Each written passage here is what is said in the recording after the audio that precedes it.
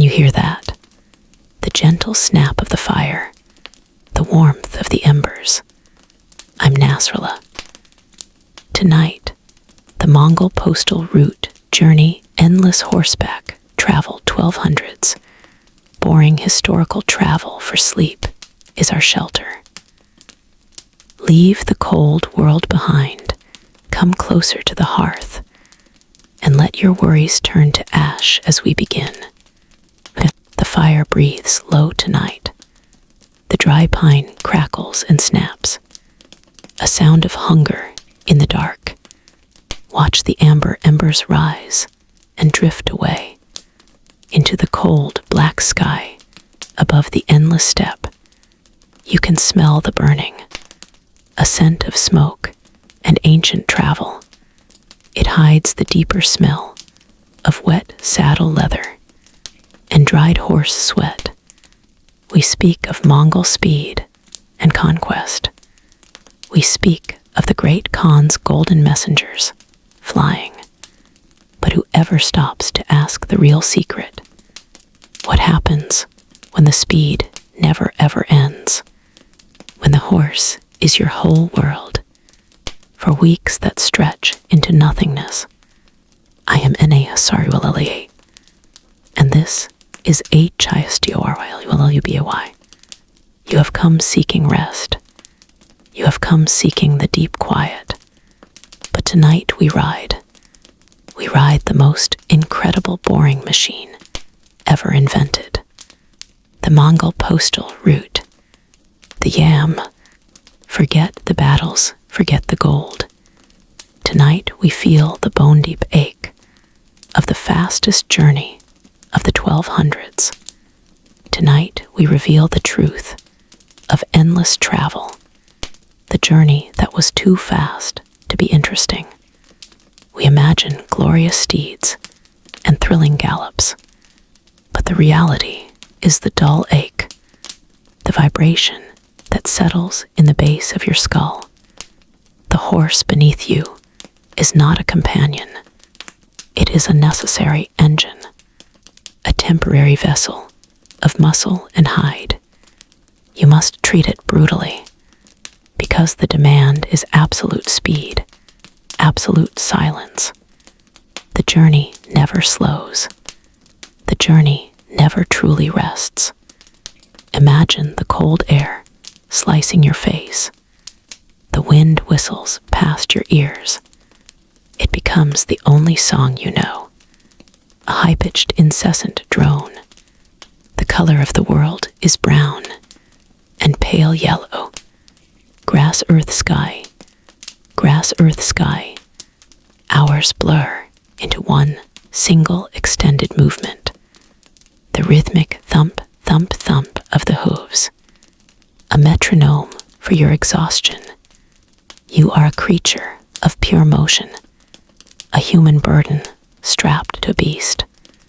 Always moving, always moving. The Yam stations are supposed to be relief.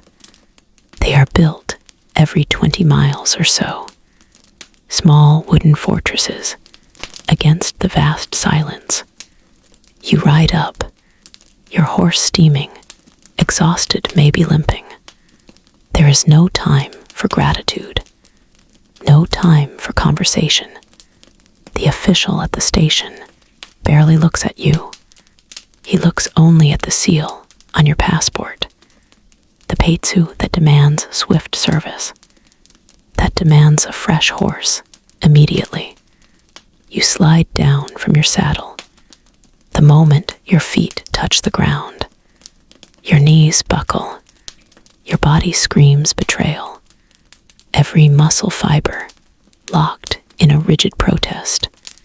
You have maybe 5 minutes. 5 minutes to swallow sour, fermented mare's milk, to chew tough, dried mutton, before another horse is saddled. Another horse, another change, another station. The scent of pine wood and horse dung is thick here, a brief respite that only highlights the brutality of the road waiting outside. You look out across the landscape. The steppe is empty, magnificently empty. It promises nothing but repetition. The horizon is always the same distance, always the same curve. You climb back on. The stiffness of your legs makes the movement agonizing. You adjust the saddle. You pray the new horse is not too spirited. You are too tired for spirit. You want only obedience. You want only the continuing thump, thump, thump. This is the great secret of the Mongol yam. It was efficient beyond belief, a miracle of logistical prowess.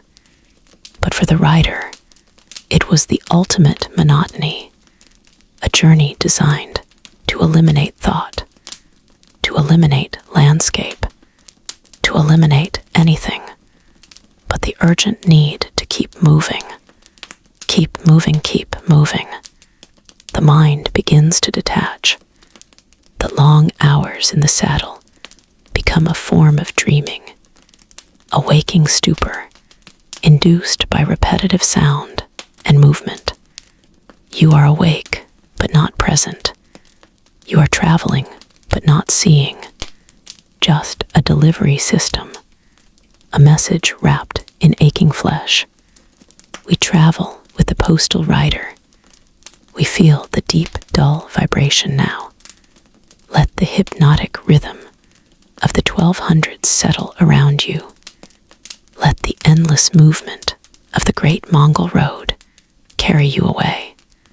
Away from thought, away from modern sound, into the deep historical silence. The silence of the steppe, the silence of the journey that was too fast, too dull, too repetitive to ever be exciting. Close your eyes now. Feel the sway. Feel the cold air touch your skin. Thump, thump, thump. We ride on. We never slow down. We never stop. To HSDOR will you be a why. The fire is a breathing thing tonight. Listen. The wood crackles sharp and low. An amber glow pulses against the dark, vast steppe. Do you smell it? The deep resin scent of burning pine. We are warm now here, at this humble stopping post, a temporary shelter against the great silence. But outside the light, the cold waits a vast, empty hunger. You believe the Mongol Postal Route was a miracle of speed, the fastest communication system the medieval world had ever known, a magnificent machine of efficient empire. But that is the history they told you, the history of maps and dates and cons, the true secret of the yam. It was not built primarily on efficiency. It was built on endless, unforgiving human exhaustion, a debt paid not in silver, but in muscle and fear, a secret tax of bone, a tax of bone collected at every station, every day. Feel the heat on your face now, but your back still remembers the bite of the stirrup, the constant, subtle movement of the horse beneath you. The scent of the fire fights against the deeper smells of the journey. Sweat dried into wool, the sour smell of old leather, and damp felt blankets pressed against skin, the metallic iron taste of the saddle forever in the mouth. Always the iron taste. The only sound that truly matters is the soft, heavy sigh of the breath, escaping the exhausted messenger's lungs. The Yamcha, he arrived only moments ago, collapsed by the fire pit, just like the 1,000 messengers before him, and the 1,000 1,000 messengers who will follow the unending chain of imperial need. The yam demanded movement, always movement. It was a brutal clockwork machine designed to eliminate rest. They call it an imperial service, a brilliant system. But who served whom in this swift exchange? The local people, the settled farmers, the quiet tribes along the route. They hated the yam. They feared the sight of the dust cloud rising suddenly on the horizon, because every messenger needed a fresh horse immediately. Every messenger needed food immediately. Every messenger needed shelter stolen from their meager stores. It was not subsidized by the Khan entirely. It was subsidized by the suffering of the local population. A heavy cost, a relentless cost, a quiet, persistent bleeding of resources. They gave the best horse, or they faced the swift, severe consequences of imperial displeasure. A tax paid in the finest, fastest animal, the hoofbeats that brought urgent news to the distant capital. They simultaneously trampled the meager livelihoods of the periphery. This is the moral gray of the great Mongol speed. Speed built on sacrifice. Sacrifice that was never voluntary. The speed, the terrible speed. Look closely at the messenger's hands now, thick and calloused, cracked by the wind. He has ridden perhaps 60, perhaps 70 miles today. 60 miles, without stopping, without slowing the relentless pace. The world blurring into a succession of scrubland and low sky. The cold is not just outside the body. The cold seeps deep into the marrow of the bone. It lives in the joints, a stiff, heavy pain. It settles behind the eyes, making the light of the fire look distant and unreliable, a shimmering, unreliable mirage. The endless drumming of the hooves echoed inside his skull, long after he dismounted. The rhythmic, painful pounding does not stop. He cannot truly rest here. He knows he cannot rest, because in 3 hours before the week, dawn even begins to stain the eastern sky. The replacement Yam station horse will be saddled. The message pouch will be slung heavy across his shoulder, and the journey will demand him. The vast, unforgiving step waits, and he must move. The fire comforts only for a fleeting moment. The truth of the yam is the cold. Always the cold, always the movement. The crackling begins low, a sound swallowed by the deep northern night. It is the sound of pine, wood split by iron and heat. The wood hisses and complains softly. It tells its own story of frost and sun. We are far from the imperial tent now, far from the great Khans and their gilded thrones. Here there is only the amber glow of the small fire. A yam station, fire a relay fire. The smoke rises thick and sweet. Scent of burning cedar, scent of burning pine. Look closely at the flame. See the shifting, orange, the deep red heart. It is the heart of the Mongol Empire beating. A relentless pulse, driven by wood and muscle, driven by speed and exhaustion. This empire did not run on gold. It ran on dust and speed. It ran on the forgotten men who rode rode and rode. We are taught the speed. We are told of the vastness of the Yam Postal Route, the endless chain of horses stretching 13,000 miles. But listen closely now. Let the fire light your thoughts. The great secret of the Mongol journey, the hidden truth beneath the thunder of hooves. It was not the speed that defined them. It was the waiting, the relentless repetition, the suffocating certainty of the next 7 to 2 hours being exactly the same as the last 7 to 2 hours. A silent madness born of the saddle, mile after mile after mile.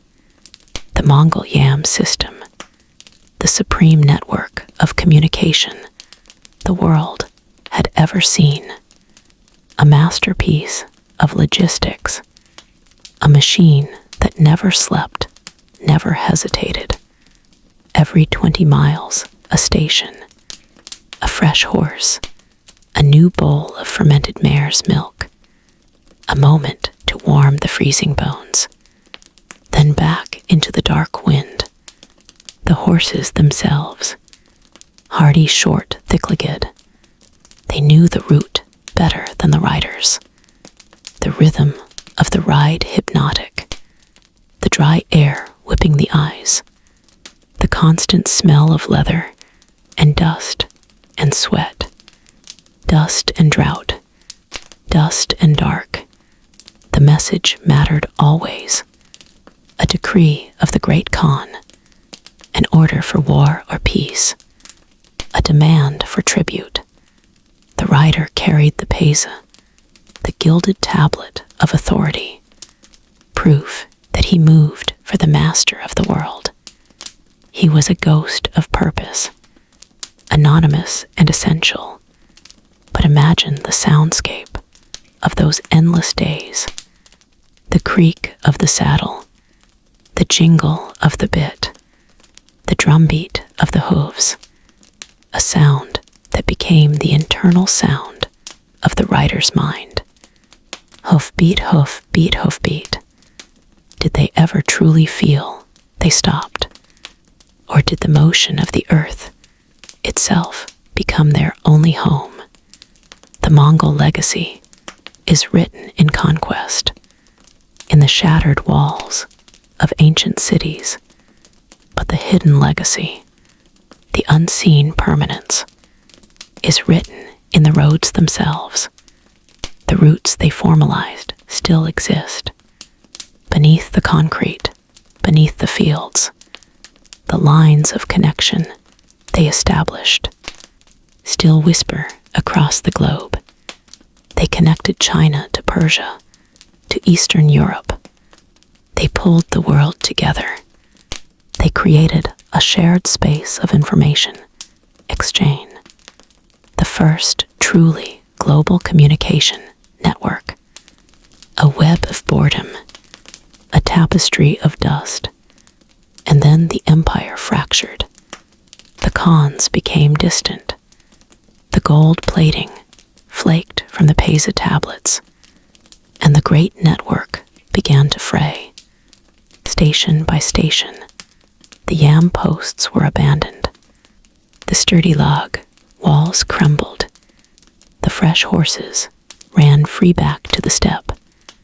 The silence returned, a silence deeper than before because it remembered the noise. The mystery remains here, in the dark hollows of the landscape. How did such organizational perfection vanish so completely, leaving only the echo of speed, the shadow of the rider, the ghost of the hoofbeat? The system dissolved, but the connection lingered. The world had been irrevocably shrunk.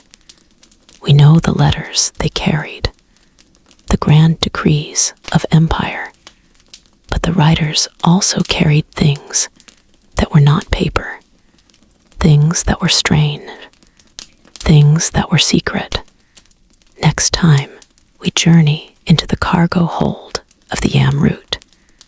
We follow a rider whose message was not a parchment roll, but a person, a captive, a witness, a prisoner of the Khan's will.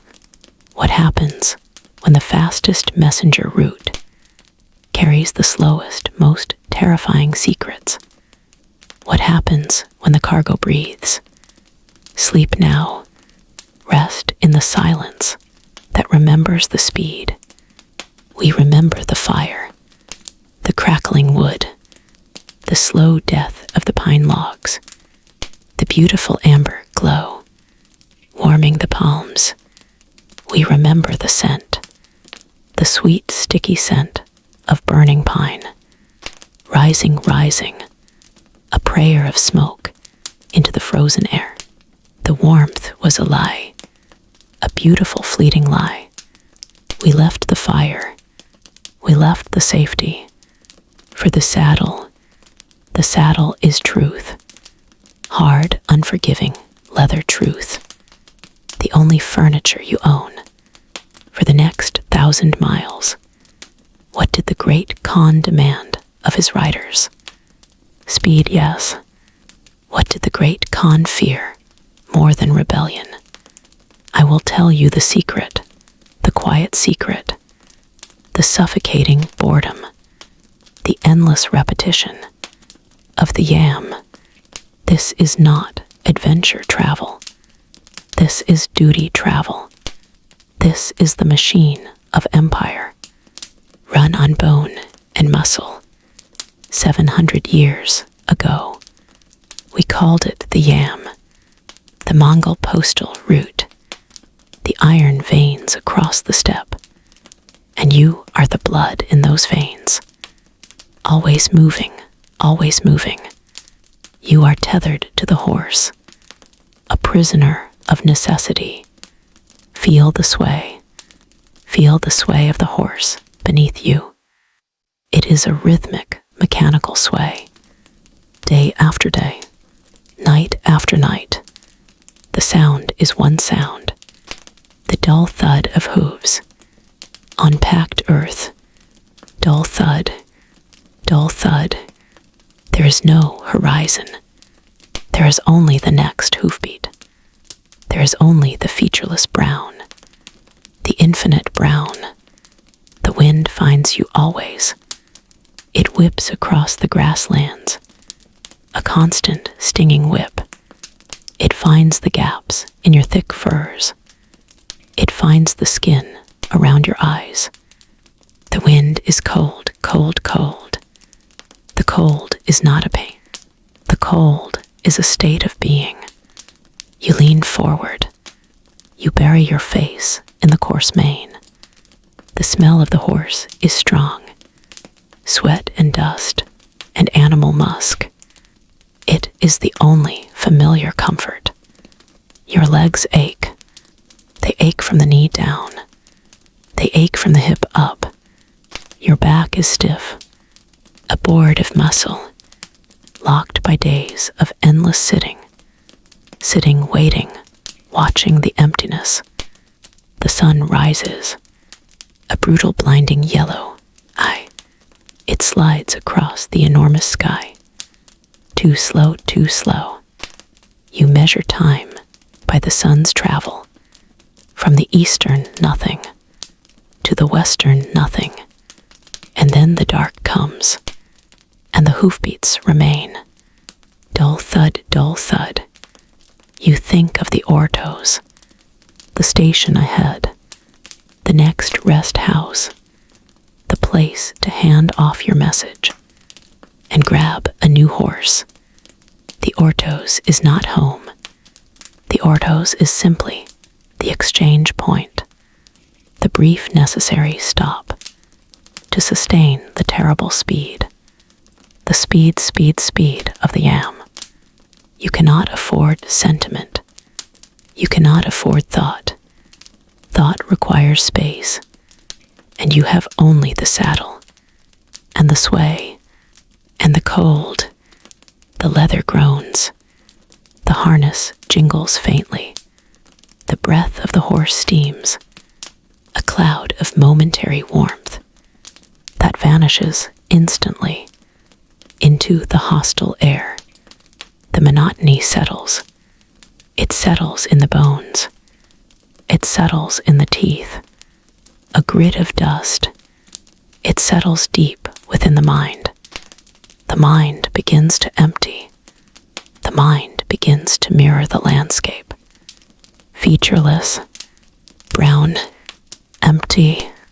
You are merely an extension of the saddle, an extension of the speed.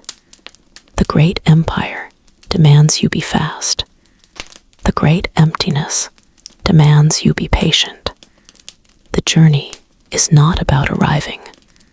The journey is about the movement itself, the continuous rhythmic movement, the painful, slow, hypnotic movement of the horse. The horse, the horse. We are still here, in the breathing quiet of the fire. The embers settle deep now, a heavy red glow beneath the ash, the scent of burning pine, the dark wet wool of the rider who left.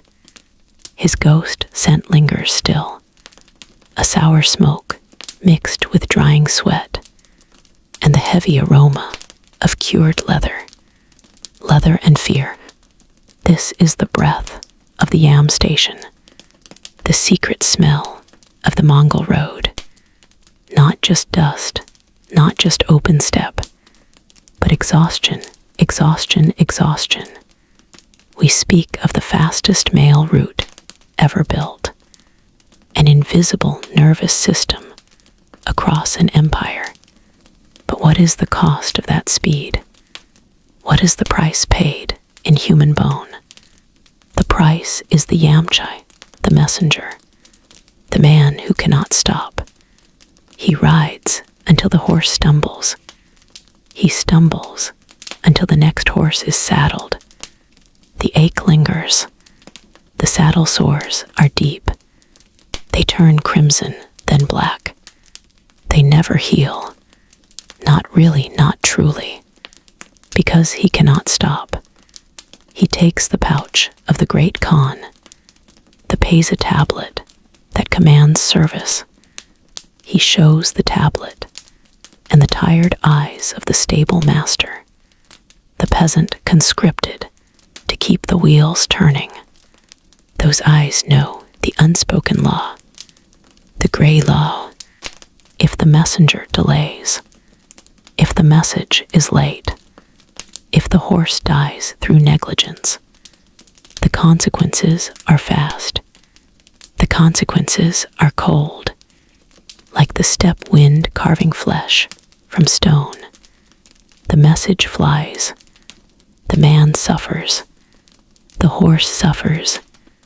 It is a moral grayness to build peace through such violent pace, to unify a continent on the back of such crushing duty. Listen to the wind outside now. It whistles low. It sounds like a whip cracking far away. A constant reminder, a relentless urging. The sound of the approaching rider. A dull rhythmic thudding. Thudding, thudding, thudding. A sound that means life for the empire. A sound that means death for the animal. The stations stand every 20 miles or so. A momentary beacon in the vast indifference. But they are not rest stops for the Yamch. They are merely transfer points. A place to gulp water, a place to change the mount. A place to smear rancid fat on freezing skin before plunging back into the blackness, plunging back into the cold. The cold is everything out there. It is not just the bite of the wind. It is the cold of policy, the cold indifference of the system. The rider is expendable. The message is immortal. The empire demands. that cold indifference. Imagine the smell of the stable now, the thick ammoniac stench of 100 sweating horses. They are fed grain perhaps, but often just sparse grasses, stomachs hollowed out by the necessity of speed. The men who run the stations, they are forced labor. Their fields are left untended. Their families starve slowly, because the Khan must know the harvest yield in Persia, because the Khan must issue a decree to the generals in Kiev. So the small men pay the heavy price, the peasants the stav, Blee hands the conscripted herders. Their suffering is the true engine of the Mongol speed, a forgotten suffering, and the writer knows this. He sees the tired eyes of the father who should be home. He sees the hollow faces, but he grips the reins tight. He turns his face into the bitter wind. He cannot slow. He cannot question. He must serve the speed. He must serve the invisible nervous system. He must ride, until the next station appears as a hazy ember in the dark, until the heavy rhythmic thudding stops, just for a moment, before the next relay begins. The endless journey, the endless ache. The ache lingers. Sleep now, sleep deep. The fire watches over us. But tomorrow, the road demands its speed. The scale of the speed was a lie. It was not about movement alone. It was about absolute dominance, masked by logistics. The yam system, the endless, relay the pounding hooves. It built an empire faster than the mind could comprehend. It carried decrees of life and death. It carried spices and whispers of uprising. It carried the immense, terrible blueprint of globalization centuries before its time. This infrastructure, this ribbon of stations and exhausted men, this was the Mongol legacy. It was efficiency, defined. It was speed, absolute speed. Think of that astonishing thing, that cold, brilliant machine. It moved things, it moved people, it moved power. It moved ideas of conquest from steppe to distant sea. But every great system must inevitably slow down. Every perfect machine must eventually cease. The Mongol power waned slowly, and the perfect road began to fade. The riders stopped returning to the stations. The fires were banked for the final time, and silence descended, a deeper, colder silence than the wilderness knew before. The silence of abandonment, the silence of history turning away. Where did it all go? Where did the immense wealth of infrastructure vanish? The adags, the relay, posts, the massive stables. They were simply consumed by the grass, swallowed by the indifferent earth. The scent of burning pine gave way to the scent of ancient dust. The crackling energy of 1,000 horses became just a vacant echo, a blueprint for control, left lying in the cold wind. It is the mystery of profound abandonment. How can something so massive, so central to the world's function, simply cease, simply stop? We see the ghosts of the great roads now, just slight depressions in the soil, just faint trails leading nowhere. No monument marks the place where the fastest messages in the world once flew. No plaque remembers the riders who gave their lives to the relay. They are wrapped in the quiet narrative of failure, the failure of permanence, the failure of stone against time. They rode until the system broke, and then they simply disappeared too. Their loyalty was absolute. Their vanishing was absolute. Their legacy is speed. Their mystery is silence. The silence of 1,000 empty hearths. The silence of the wind whistling through stables that once held 50,000 horses. This was the nervous system of the world's largest empire, and now it is gone, faded into the very step it sought to tame. The final message was never sent. The final writer never arrived. The great system was designed for communication, but its end was marked by profound, shocking quiet. We have traced the roads. We have charted the stations. We have seen the dust they kicked up centuries ago. But we have not touched the true secret of the Mongols, the secret that was never meant to travel at all, a secret so vast it required the silencing of an entire river, a secret so profound that tens of thousands were murdered to protect the silence. The ultimate of control was not the journey, it was the burial, the place where the great Khan rests, the place that must never be found, never be spoken of, a silent earth guarded by the shadows of ancient trees. A mountain erased a river, diverted a whole region designated forbidden. Next time, we leave the dusty roads of the living. We ride toward the valley of the dead. We seek the ultimate vanishing. We seek the silent sacred place. The Ikkorig. What happens when you search for the unspeakable resting place of Genghis Khan? And what is the terrible price of simply looking too close?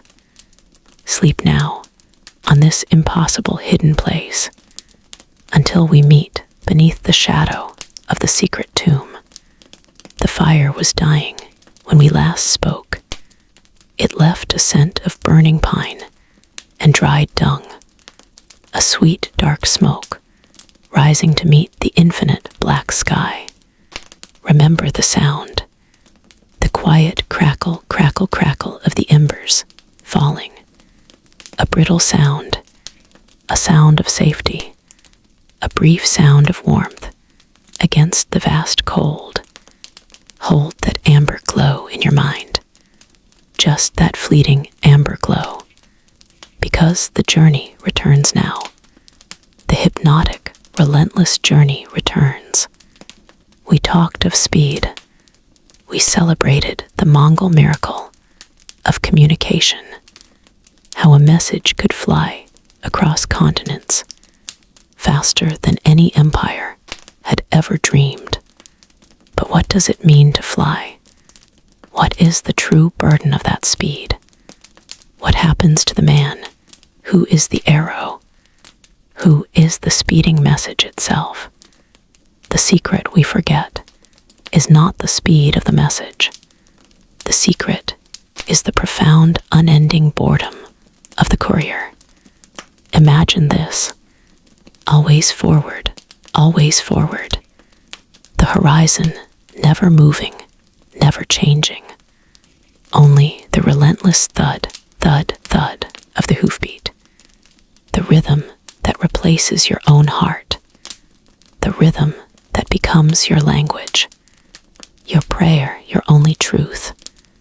The yam system provided the horse. It provided the station. The fresh mount, the quick gulp of fermented milk. The new leather straps. But it provided no rest for the mind. No moment of stillness for the soul. only the brutal transfer. You ride one exhausted beast for 50 miles, your body molded to its back, to its exhausted heave. You feel the muscle tremor through the thick saddle blanket. You arrive at the station, a blur of dust and frozen sweat, and they rip you away from that familiar warmth. They put you on a fresh horse, a powerful animal bursting with unused energy.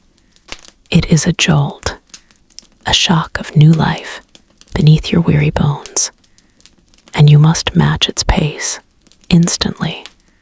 You must push, push, push, push, always forward. This is the true terror of the endless horseback travel, the constant jarring change of speed. The moment you start to sink into the comfortable rhythm of one horse's gait, it is taken from you and replaced by a violent, unfamiliar beat. The ground beneath you is a gray blur, dust mixed with grit, and the frozen residue of last winter's rain. The wind is a sandpaper constant against your face. You stop feeling the cold. You stop feeling your fingers. You only feel the need for speed. The imperative written on the piezo-metal tablet, hanging heavy at your belt. You become a machine of motion, a conduit for the Khan's will. The sun rises and sets, but it offers no comfort, only a blinding glare, followed by an absolute blackness. And in that blackness, only the thud, thud, thud. We think of history as grand battles and great cities. We forget the lonely man, the silent messenger, lost in the middle of nowhere, carrying a slip of paper worth more than his own life. He cannot stop. He cannot truly sleep.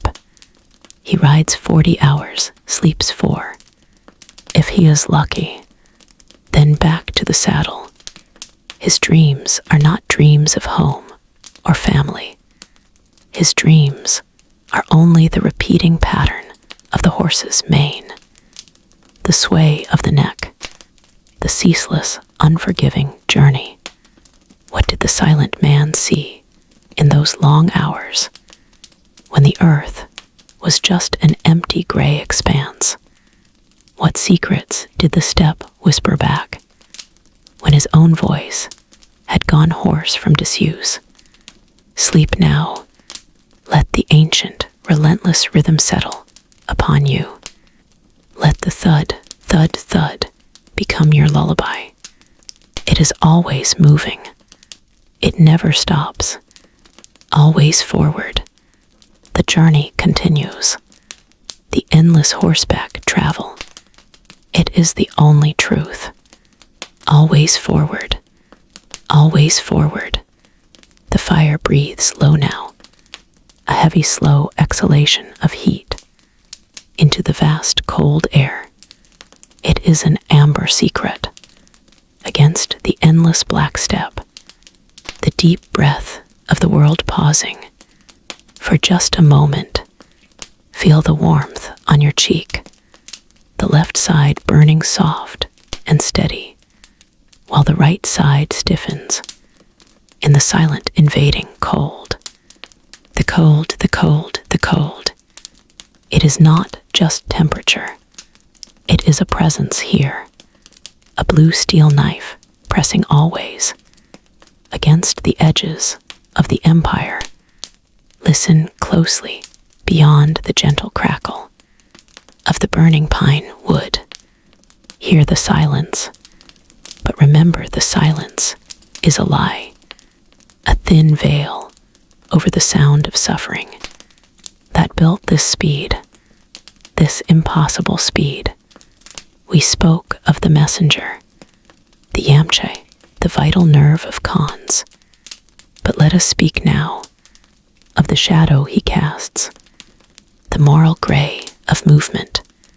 He arrives heralded by frost and exhaustion, a man of vital purpose, his eyes red from wind and dust, his body a rigid structure of dried sweat and frozen leather. He is a savior. He carries the decree, the news of victory or retreat. But he is also a terrible taxing burden, a hungry ghost who demands everything.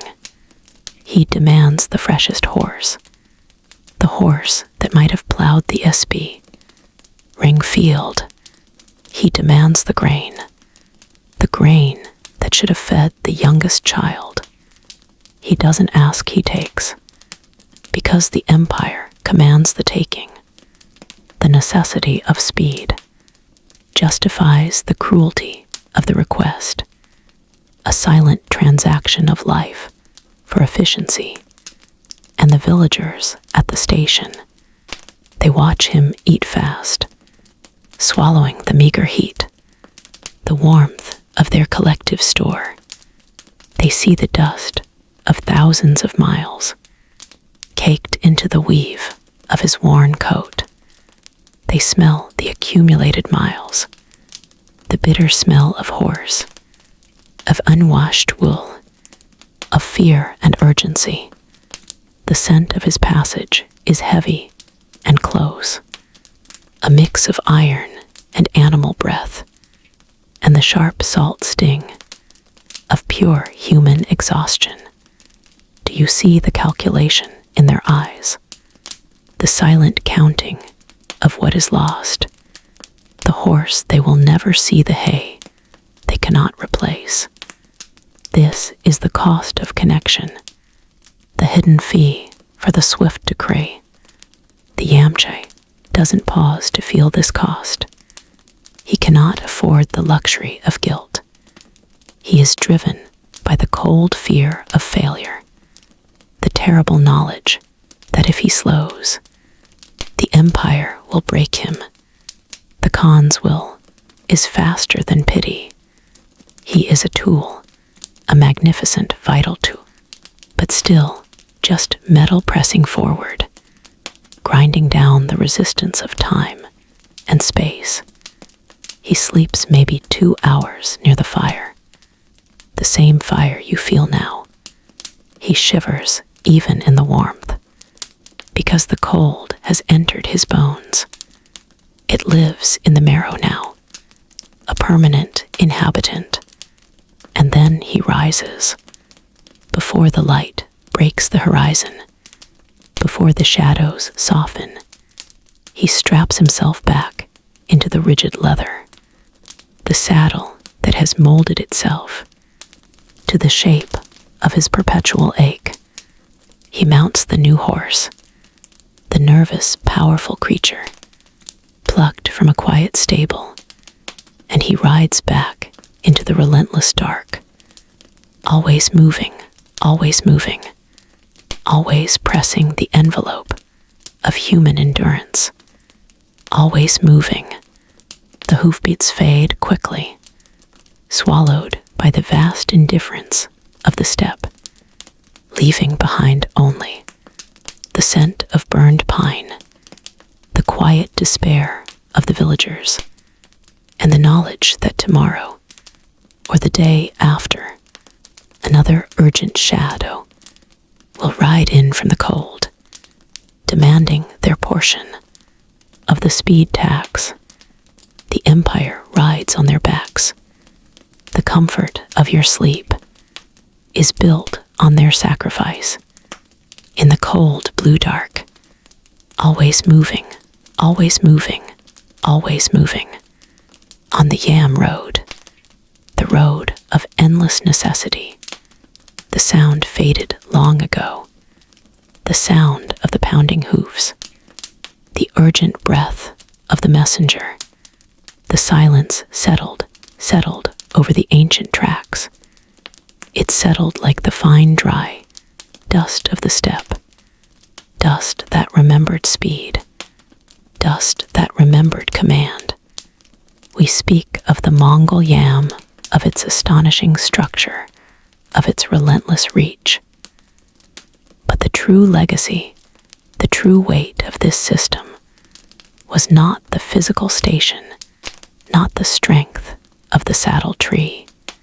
It was the sudden and absolute knowledge that distances did not matter. The emperor spoke in Karakoram or Konvalik.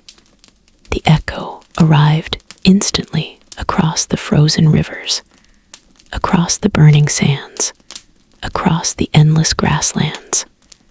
A breath taken in the east was exhaled in the west, sometimes just days later.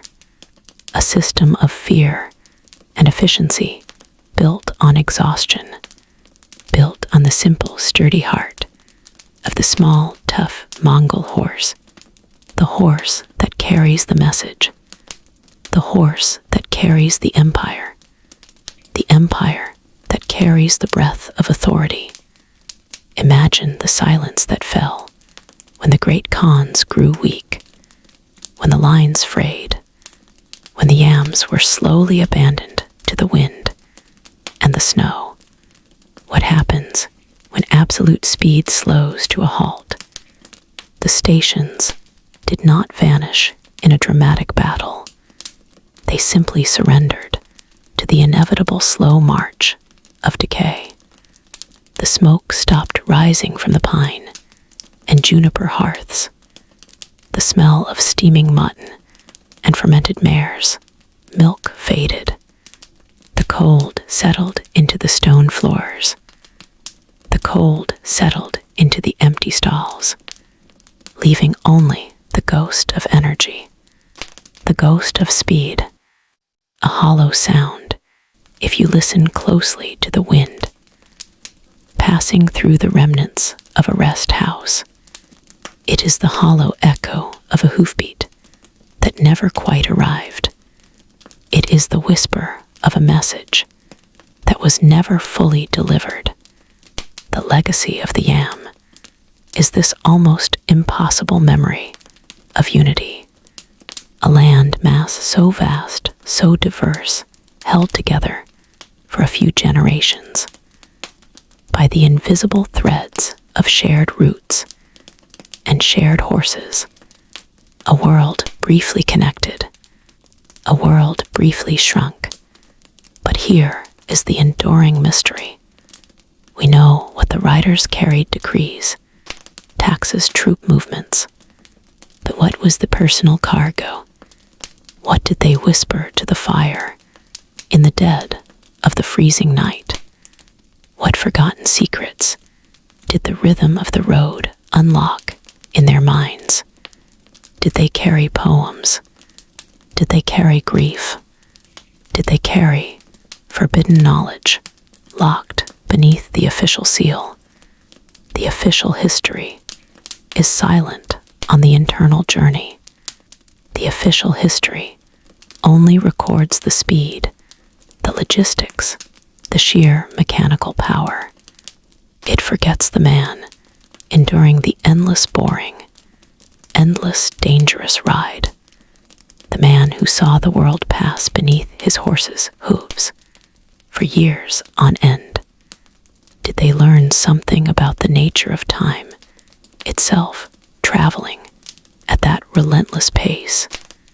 Did they forget how to be slow? Did they become pure velocity? We are left with the silence now. The silence after the sound of the world's fastest ancient delivery system. The silence and the lingering idea that connection is ephemeral, that true empire is defined not by how much land you own, but how fast you can send a scroll across it. The map is complete. The routes are drawn. The speed is recorded. But the edges of that world, the edges of that immense power, remained dark. We have followed the messenger from the center outward to the boundaries of the Khans. Immediate reach. We have seen the yams, succeed, the network thrive. But what about the truly distant realms? What about the places the decree arrived late or not at all? What about the civilizations that resisted or simply swallowed the rider's whole? The forgotten peripheries, the silent shadows that absorbed the Mongol energy and transformed it into something unknown. Next time, we must leave the well-worn paths of the Yam. We must leave the safety of the official stations. We must journey into the deep, unknown edges of the map, where the message failed, where the horse stumbled, where the empire ended, where the silent lands begin, where the real history, the HISTOR, LUBAY, of the unrecorded journeys, begins to whisper its lost, forgotten secrets. The memory of the fire returns now, a low, deep heat against the impossible steppe cold. The night air was ice, the breath was cloud, but the Yam station fire was amber. It swallowed the rough timber walls. The pine wood groaned and crackled and split. It promised warmth. It promised temporary rest. A sweet, sharp scent of burning pine, a scent of old horse blankets. The smoke curled thick and blue, a fragile curtain between life and freezing death. What did that fire hide? What was the true secret of that momentary heat? It was the secret of speed, the terrifying, impossible speed of the Mongol messaging system. The fire burned hot to push the riders back out into the nothingness. The journey never stopped, never paused. The great Khans demanded connection. They demanded to know instantly. The empire was too vast, too wide, too cruel to wait. The riders moved as ghosts. The riders were called Erdururchen. Their purpose was simple. Move the packet, move the message, move the man. From station to station to station. One life, one purpose, one agonizing speed. This journey, this endless, boring, historical travel, was not about seeing the world. It was about conquering time. They didn't see mountains. They saw obstacles. They didn't see rivers. They saw delays. They saw only the next exchange, the next change of horses, the next burst of relentless energy.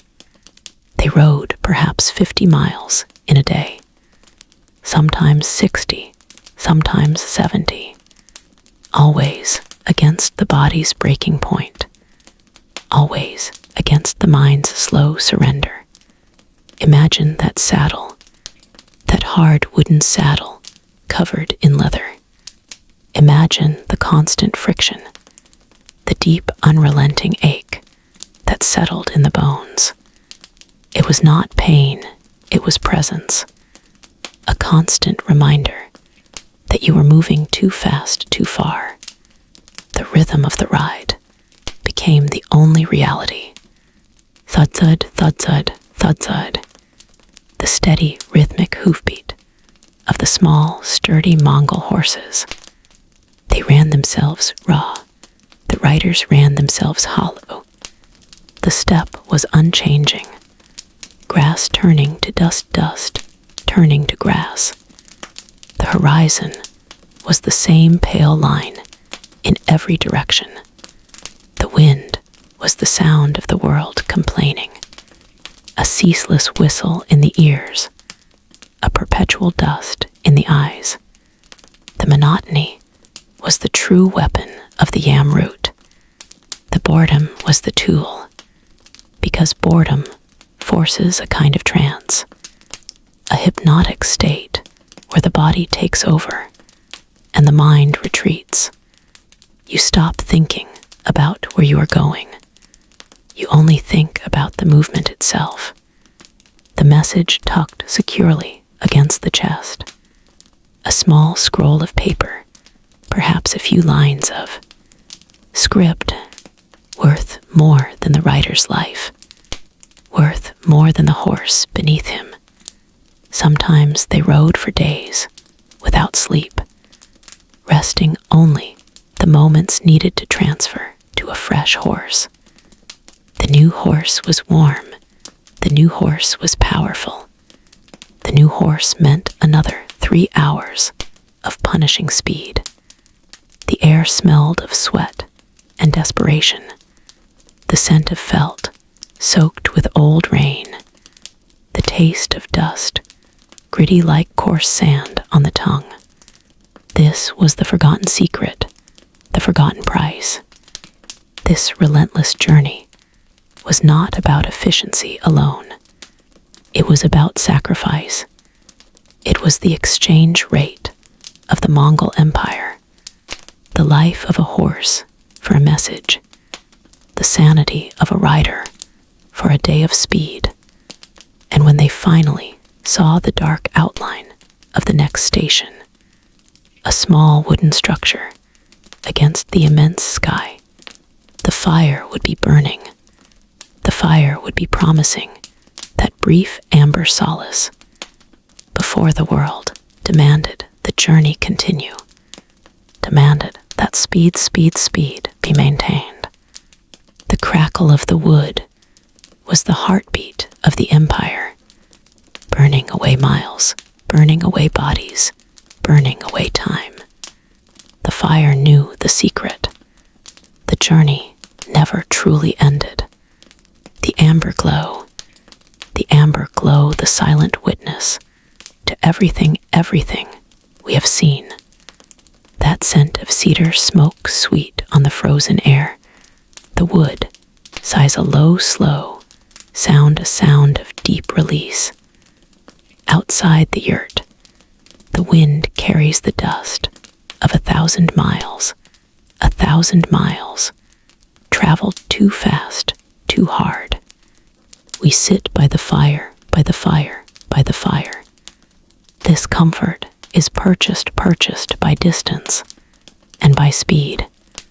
We speak often of the brilliance of the YAM system, the postal route, the network of stations stretching across the known world. But brilliance always leaves a residue, a dark stain, a dark necessary stain. Look closer, look deeper into the shadows, beyond the warmth. We talk of speed, the blinding necessity of Mongol speed. But speed demands a terrible toll, a price paid not in gold, but in the muscle of the horse, the strained breath of the groom. Do you see the fear in the eyes of the stable boy woken at midnight, woken by the frantic rattling of the messenger, demanding immediate fresh transport, forced to choose the best horse, for the mission forced to watch the rider disappear into the black cold, knowing that horse may never return to the pasture, never rest. It is a moral transaction to ensure the great Khan's word travels fast across the steppes, across the mountains, across the wastes. A local village must starve its own few horses, must empty its own few stores of winter, fodder.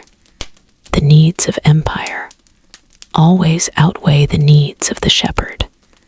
This is the necessary cruelty, the cold, hard arithmetic of expansion. Feel the heat on your face. It is temporary. It is always temporary, the cold, Nasrallah. The cold is a heavy thing. It sinks into the bone marrow. It does not let go, it presses down on the soul, the endless, unending cold of the Central Asian winter. even here by the fire, we can still smell the true journey, that thick metallic scent of sweat frozen and thawed, and frozen, the sharp sting of urine soaking into the felt walls, the rancid fat rubbed into the leather boots, to keep the water out, the unchanging smell of stressed animals, of unwashed wool, of stale fermented milk. The riders, they become of the horse. They lose their own distinct human scent. They become only distance and speed, and the heavy, damp smell of exertion. The sound is relentless. Even when silent, the body remembers the sound, the incessant drumming of hooves. A relentless low rumble, that vibration through the spine, through the hip bone, hour after hour, day after freezing day. It is the sound of time, moving too fast, time, compressed time, devoured by obligation. They sleep in shifts, the men who run the stations. They sleep perhaps 2 hours at a time. The rest is perpetual preparedness. The anxiety of waiting for the next frantic arrival, the heavy obligation, the heavy unforgiving obligation to provide the fresh mounts, the hot provisions, the immediate rest, and then to push the next rider, the next package, the next word out into the darkness. It is exhausting to be of such efficiency. The weight of empire, the weight of the great message, is borne entirely by the common local people. They are the unseen cogs. They are the cost, the necessary expenditure. They feed the giant machine with their own meager supplies. They sacrifice their finest horses for a piece of parchment they will never read. Do they sleep easily, the men who operate the relay stations? Do they dream of the horses? They have broken for the sake of a distant word, a long forgotten order, broken for a temporary convenience. We close our eyes by the fire. We try to find rest. We try to find peace. But the constant movement of the world, outside the constant movement of the empire, remains the sound of hooves, remains in the heart, always the sound of hooves, always the cost, the terrible hidden cost of speed, the moral stain, the necessary stain. We breathe the smoke, the cleansing smoke. But the dust of the road settles deep, and stays. The trail dissolves now into the endless grass, into the history lullaby, the great Mongol road system, the mighty yam. It fades not with a thunderous battle cry, but with a sigh of dust, a slow whisper of forgetfulness. It is the mystery of things built too well and dismantled too cleanly. Where did the 25,000 horses go? The swift mounts waiting endlessly, their breath steaming in the winter air. Where did the riders vanish? The thousands upon thousands who knew only the rhythm of the saddle, the scent of the step, the weight of the imperial decree. They left no grand monuments, no colossal statues demanding memory. The stations, the yams, they were simple, stone and sod and timber, designed for function, not for eternal glory. And so, when the Golden Horde fractured, when the great Khans became smaller kings, the structure did not collapse dramatically. It simply stopped needing to exist. The flow of information dried up, not like a sudden flood gone dry, but like the slow retreat of a tide, leaving behind only scattered shells, shells of memory, shells of speed. The speed they achieved was staggering, a dream of connection. Karakorum speaking to Vienna, in weeks, not months, a revolution carried on hooves. The legacy is this breathtaking speed, the first true internet of the world, a fiber optic network of flesh and bone. Now only the ghost of that velocity remains, a shimmering heat, haze above the ancient tracks. We search for their records, the daily logs, the inventory of saddles, the complaints of the station masters.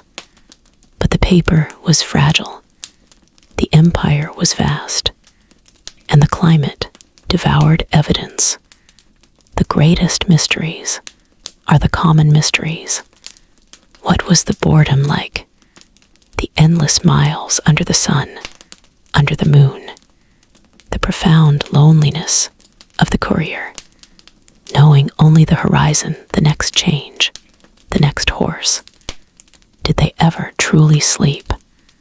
Or did the earth itself rock them in transit? A perpetual cradle of travel. We find fragments of ceramic, a broken bowl, a piece of harness metal, but no diaries, no private thoughts, no inner life. They were instruments of empire, and when the music stopped, the instruments were shelved and forgotten. They served the swift purpose, and then they returned to the dust they came from. Dust they knew intimately, dust they breathed. Dust that smelled of horse and dry grass. The silk routes remained in some form.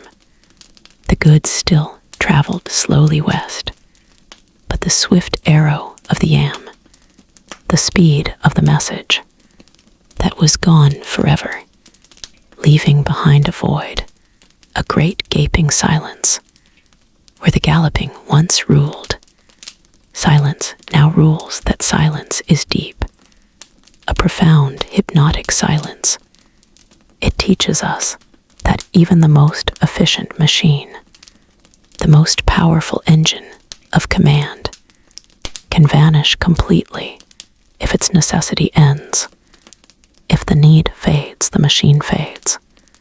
The empire retreated inward, the roads overgrown the walls, dissolving back into the earth. A lesson in impermanence, a lesson in the slow, slow vanishing. But the yam carried more than letters and silk scrolls, more than diplomatic pleasantries and imperial orders. It carried something that changed the world in a way no message of peace or war could manage. A darker cargo wrapped not in parchment, but in the terrible heat of a silent fever. Something unseen, something relentless, something that rode faster than any courier, faster than the fastest horse. It followed the perfect routes of the yam, spreading silence, spreading sleep. The horses carried the greatest danger of all. And next, we must follow that trail, the path of the invisible rider, the true sleeping death of the steppe. The fire still burns somewhere in the mind. A small fire, a lonely fire. It was the only warmth in that vast cold 1200s night. You remember the sound, don't you?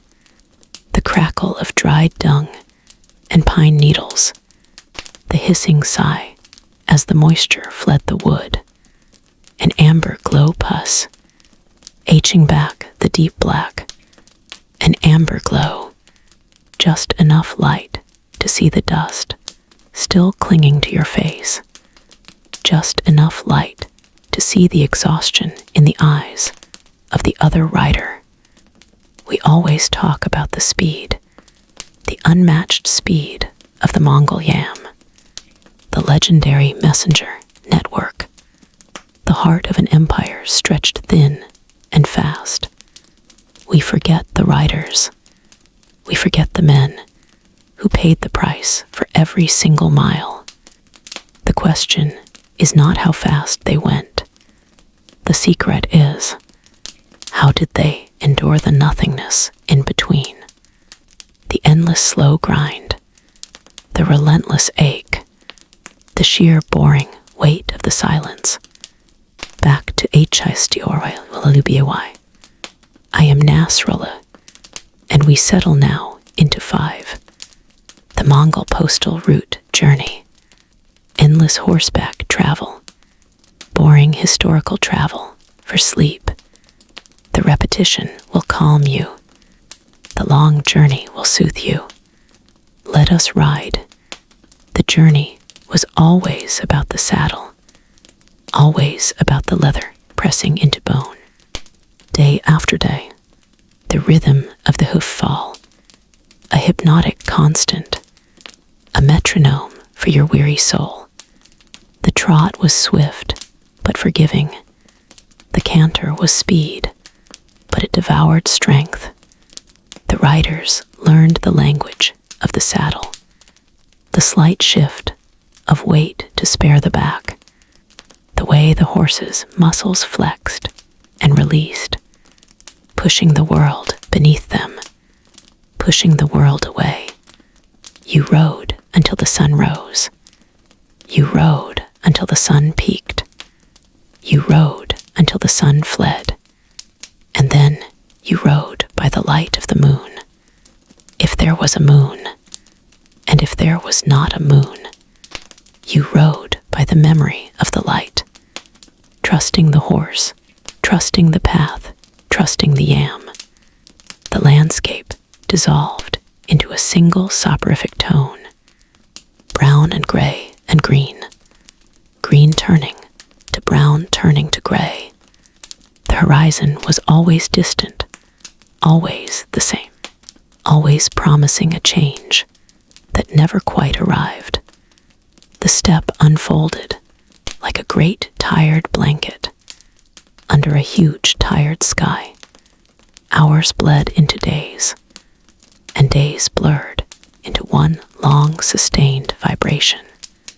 The vibration of the journey, the sound of the wind rushing past the ears, a dull roar, a sound that swallowed all other sounds, a sound that made speech useless, a sound that allowed for only thought.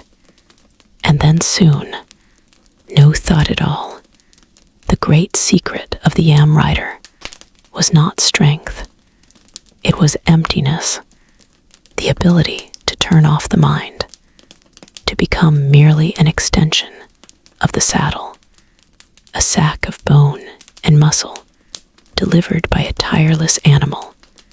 The Urtu, the station, the temporary sanctuary. It arrived when you were sure you could ride no more. A cluster of low huts, a palisade maybe, the welcoming stench of sweat and horseflesh and wood smoke, a scent of respite, a false promise of rest. The transition was instant, like ripping off a plaster quickly. You dismounted stiffly, every joint screaming a protest, the blood rushing back into your legs, a dizzying wave. You traded the exhausted horse for a fresh one. The swiftness was the law. Efficiency was life. You did not linger over the cold mutton. You did not savor the hot broth. You did not close your eyes for more than a breath. The yam official watched you, his eyes sharp and cold. The seal pouch was checked, the message secure. You were given your fresh mount, a wilder energy beneath you now, eager to run, eager to fly. You were back in the saddle, less than 10 minutes of stillness. And then you were moving, and the memory of the fire at the start of the journey, fatting to a thin ribbon of smoke, fatting to nothing but a warmth in the bones. The horse moved, the earth moved, the dust moved, always moving, always riding, always waiting for the next stop, always knowing there was no true end, only more distance, more step, more slow, relentless speed. The amber heart of the fire pulls us closer, pulls the shadows back. We sit still now, but the road never stops moving in the mind. It burns there, a straight line of brown earth frozen or mudded, perpetually demanding pace, demanding speed, demanding everything. You have everything you do not have. Listen to the crackle. Listen to the pine sap spit its sharp little warnings into the silent air. The silence here is temporary, a fragile tent, stitched from warmth and tired breath. Outside this small circle is the endless, the deep breath of the steppe, the cold that seeks to claim bone. It is a specific cold, a cold not of snow, but of altitude and wind, a cold that carries the metallic tang of wet wool and the heavy scent of an animal driven too far. The journey always smells of the horse, the living engine of the empire, the silent partner, whose muscles pay the highest tax. We spoke of the speed, the almost impossible velocity of Mongol communication. But we must speak of the cost, the deep moral grays painted on the flanks of a dying beast. The Yamchai, the messenger man, he does not see himself as cruel. He sees himself as necessary. The Khan's word must fly, must arrive before it is stale. And so the whip is not malice, it is necessity. The pace, the relentless pace, demands that the horse must break, so the empire can endure it, is a terrible trade, a life, for a message. A steaming, shuddering body, traded for a piece of parchment rolled tight with destiny. The sound of the horse breathing heavily, a saw cutting through, would a wet rasp a plea that goes unanswered. The Yamchai sits here by the fire, he rubs his hands, but the numbness in his fingers travels deeper, it settles in his soul. He has grown accustomed to seeing exhaustion, to ignoring the heave and strain. He has forgotten what a rested horse looks like. He has forgotten what a slow journey feels like. He only knows the hurry, the desperate, push the last kilometer run, on faith alone. The moral stain of the Yam is the stain of efficiency, absolute perfection, demanded at the expense of life. It is the stain of the forced requisition of the village elder, standing shivering. As the messenger demands grain, demands fodder, demands 3 fresh horses, immediately for the Khan's mission. The local people, they hate the system. They fear the Yamchai more than the bandits. The Yamchai carries the weight of state authority, the absolute power to take everything, because the mission must not falter. The speed is the tyrant. The speed is the curse. The messenger, he is a ghost of a man, living always in the saddle, his legs bowed, his mind, fixed on the next station, the next change, the next fleeting moment of warmth. Before he must ride, he is cold inside his own clothes. He is cold inside his own skin. His food is rough. His sleep is 4 hours. His only constant is the rhythmic pound of hooves, demanding more speed, demanding more of the beast below him. The constant demand for more. The smell of smoke is comforting because it briefly masks the smell of effort, the smell of dried sweat, the smell of the road ground into the leather. The fire glows its steady amber, its hypnosis. It tells us that this terrible trade, this efficiency, born of ruthlessness, is the very glue of the empire. Without this speed, the great distance swallows the empire whole. They must break the horse to keep the world together. They must break the man to keep the order. The silence returns, heavy with the memory of the wind, the echo of the hooves, the terrible sound of a tired breath that finally ceases. And still, the message must go through, always moving, always going. We have ridden the endless steppe. We have smelled the iron sweat of 1,000 mounts. We have seen the cold stars blur into dawn. This journey ends now only in the retelling. The path stretches back into the unwritten air. The yam was not stone. The yam was velocity made flesh. A pounding heart across the world's silent chest. What remains now, when the empire shrank, when the Khans divided, when the central will dissolved, only the wind remembers the exact track.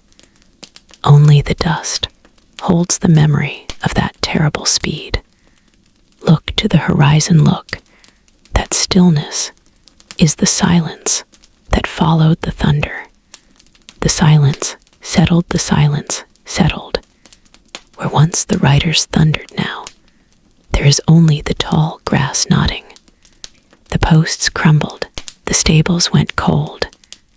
The sturdy timber fell back to the earth's slow, hungry embrace.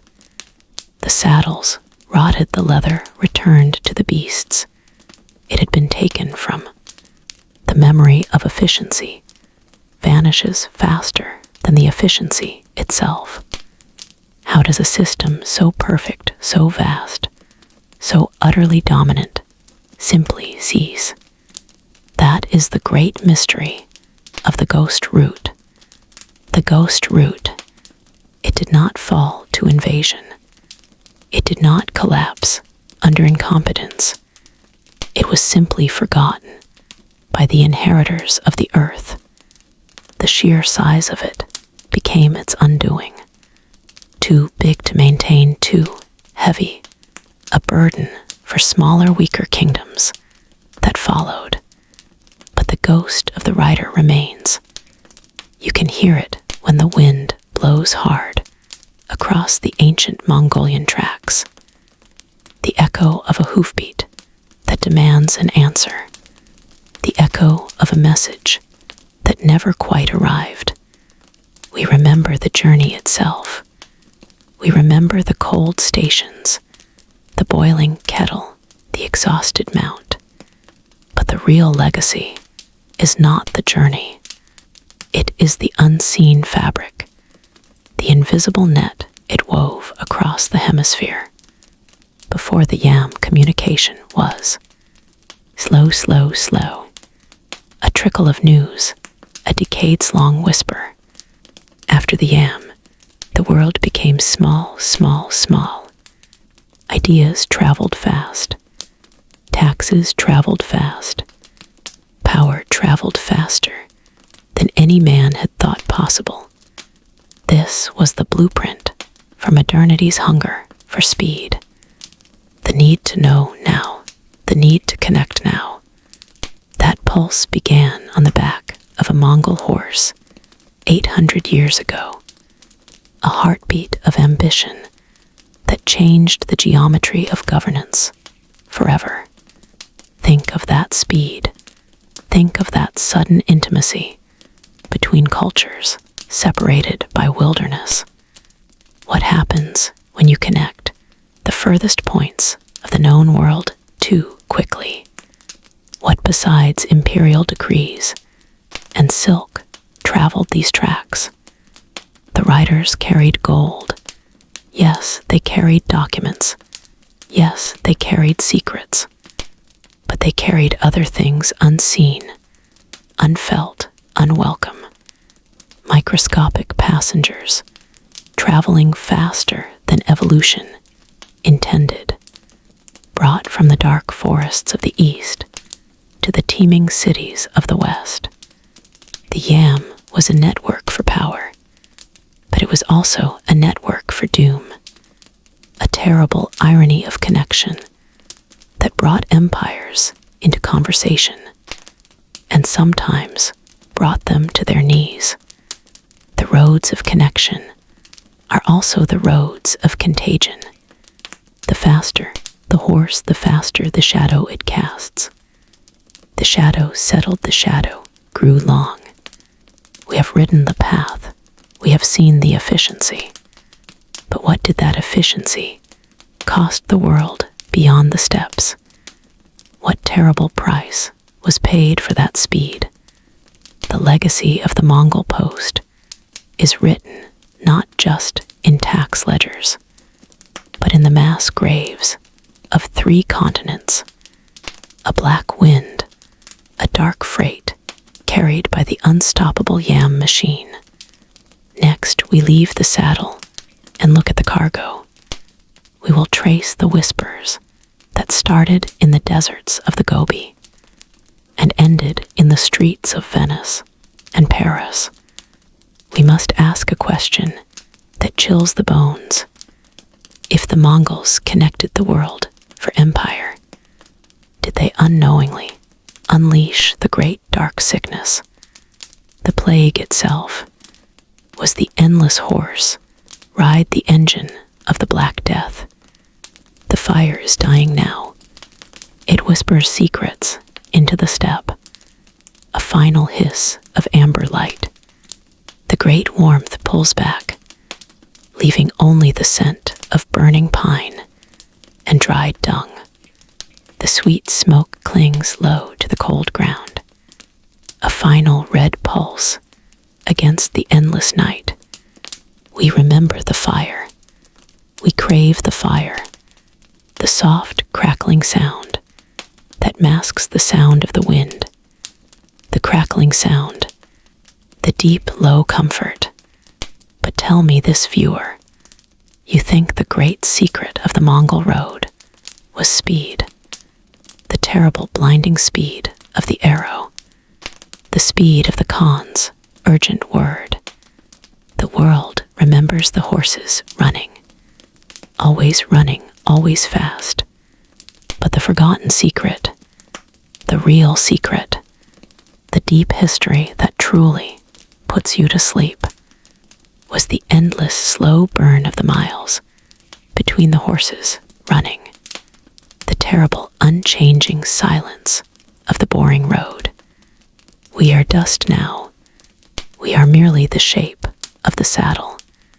We have been shaped by the saddle.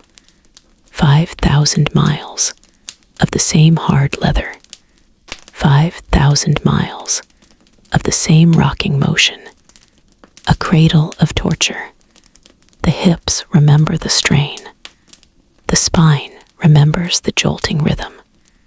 The mind forgets everything important. It retains only the rhythm, the constant thump-thump of hooves on packed earth, the constant hush-hush of the wind seeking warmth. We are the carriers of consequence.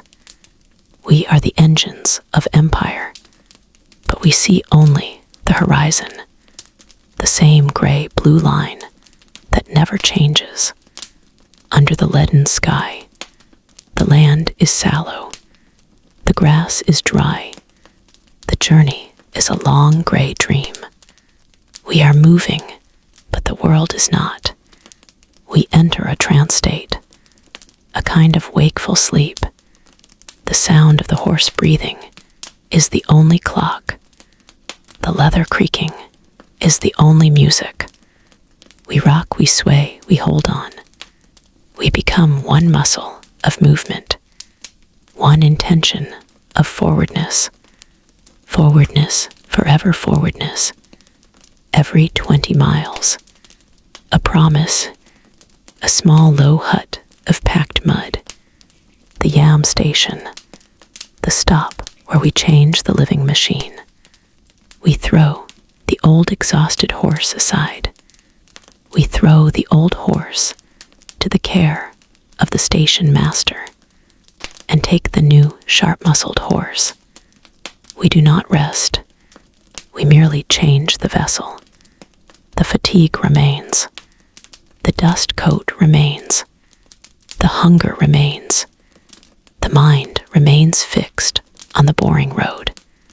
We are always waiting, waiting for the new horse, waiting for the next stretch of nothing. The silence of the steppe absorbs the sound of our arrival. It absorbs the sounds of our rushed chatter.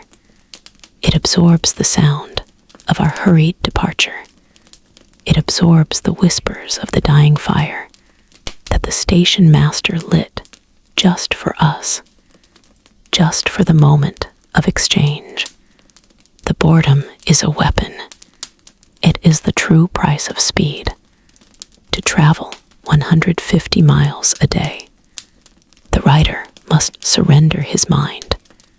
He must become empty.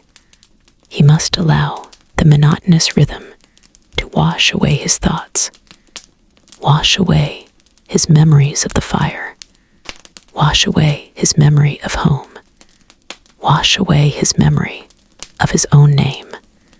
The jolting, the constant jolting, the vibration of the great earth through the hooves, through the leather, into the bone. It loosens the screws of the soul. It empties the cup of attention. And the great wide world, the world of Empire and Khan, shrinks down to the 8 small hooves in front of us. 8 small hooves lifting and falling, lifting and falling. The only truth, the only constant, the endless boring movement. We are moving. We are moving still. We are forever moving. The fire breathes low, now a whisper of resin and heat. We sit here by the amber glow, the slow exhale of the burning pine. The endless track fades into darkness, but the cold stays with us. The cold is a guest that never leaves. It settles deep into the marrow, a constant companion to the Mongol postman. It is the cost of speed, the price of empire. We spoke of the journey, the blur of movement. Now we speak of the truth beneath the saddle, the sensory weight of that duty. Smell it now, smell the history. It is not the clean scent of open plains. It is the heavy stench of necessity, the dark damp felt of the winter coat, matted with weeks of sweat and smoke, and the rich, rank odor of dried horse grease, the smell of rancid butter mixed with iron, kumis soured in the leather flask, a bouquet of urgency and decay. This is the smell of the yam station. This is the breath of the relentless road. The horse snorts low outside the small shelter, a sound of deep fatigue, a soft complaint. You pushed him hard. You always must push hard. The great moral gray of the postal journey. The horse is not a friend. The horse is the clock, a living mechanism wound too tight. You see the muscle tremble in the firelight. You feel the sharp ridge of the spine beneath your hand. How many horses did a message consume? How many lives were spent to save an hour?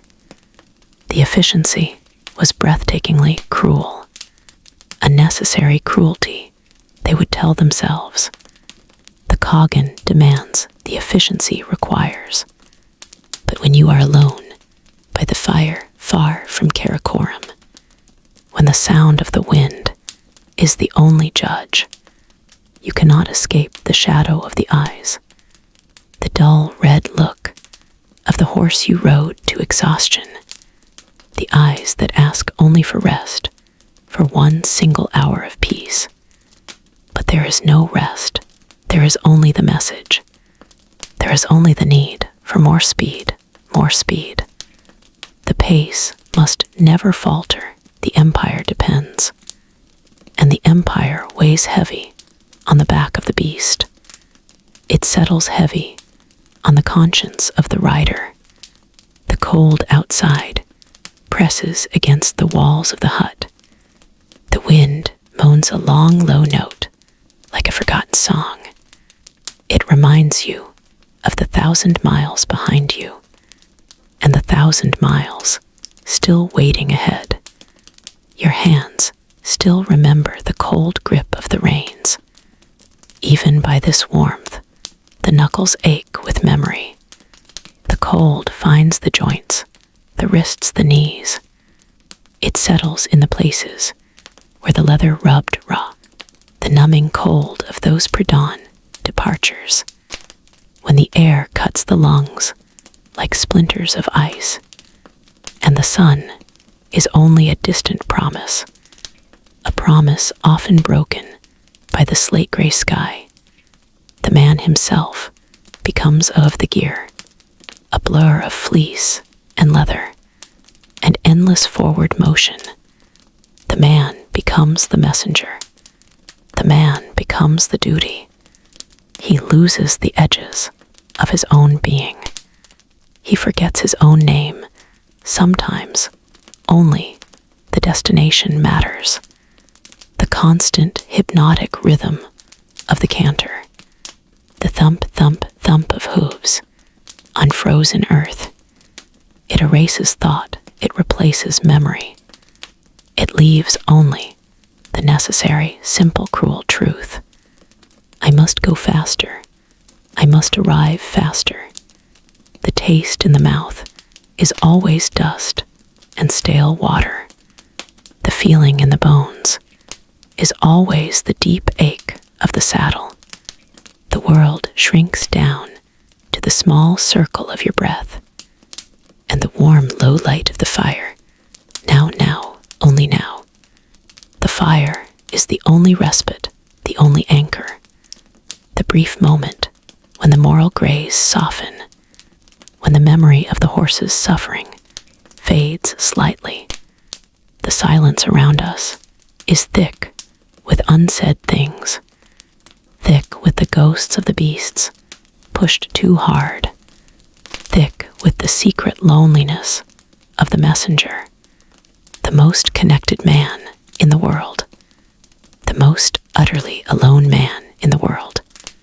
By th, e fire we rest, we breathe, we try not to dream, because the dreams are always of the road, always of the speed, always of the cold. And tomorrow the cold returns. Tomorrow the speed demands. The endless journey awaits. Sleep now, sleep. The great dust settles now. The vast engine of the yam slowly, slowly slows. The iron insistence of Genghis Khan's fades into the whispering wind of the steppe. We look back at the 1,000 years of silence that followed, the end of the ride, the postal stations, the relay, hosts the hundreds of thousands of horses. Gone now, a phantom road stretches beneath the stars, a road paved not with stone, but with pure velocity. With urgency, we chased the sound of the hoofbeat for 6 long episodes, the relentless pound of the horse's muscle, the sweat, the salt, the endless leather creak.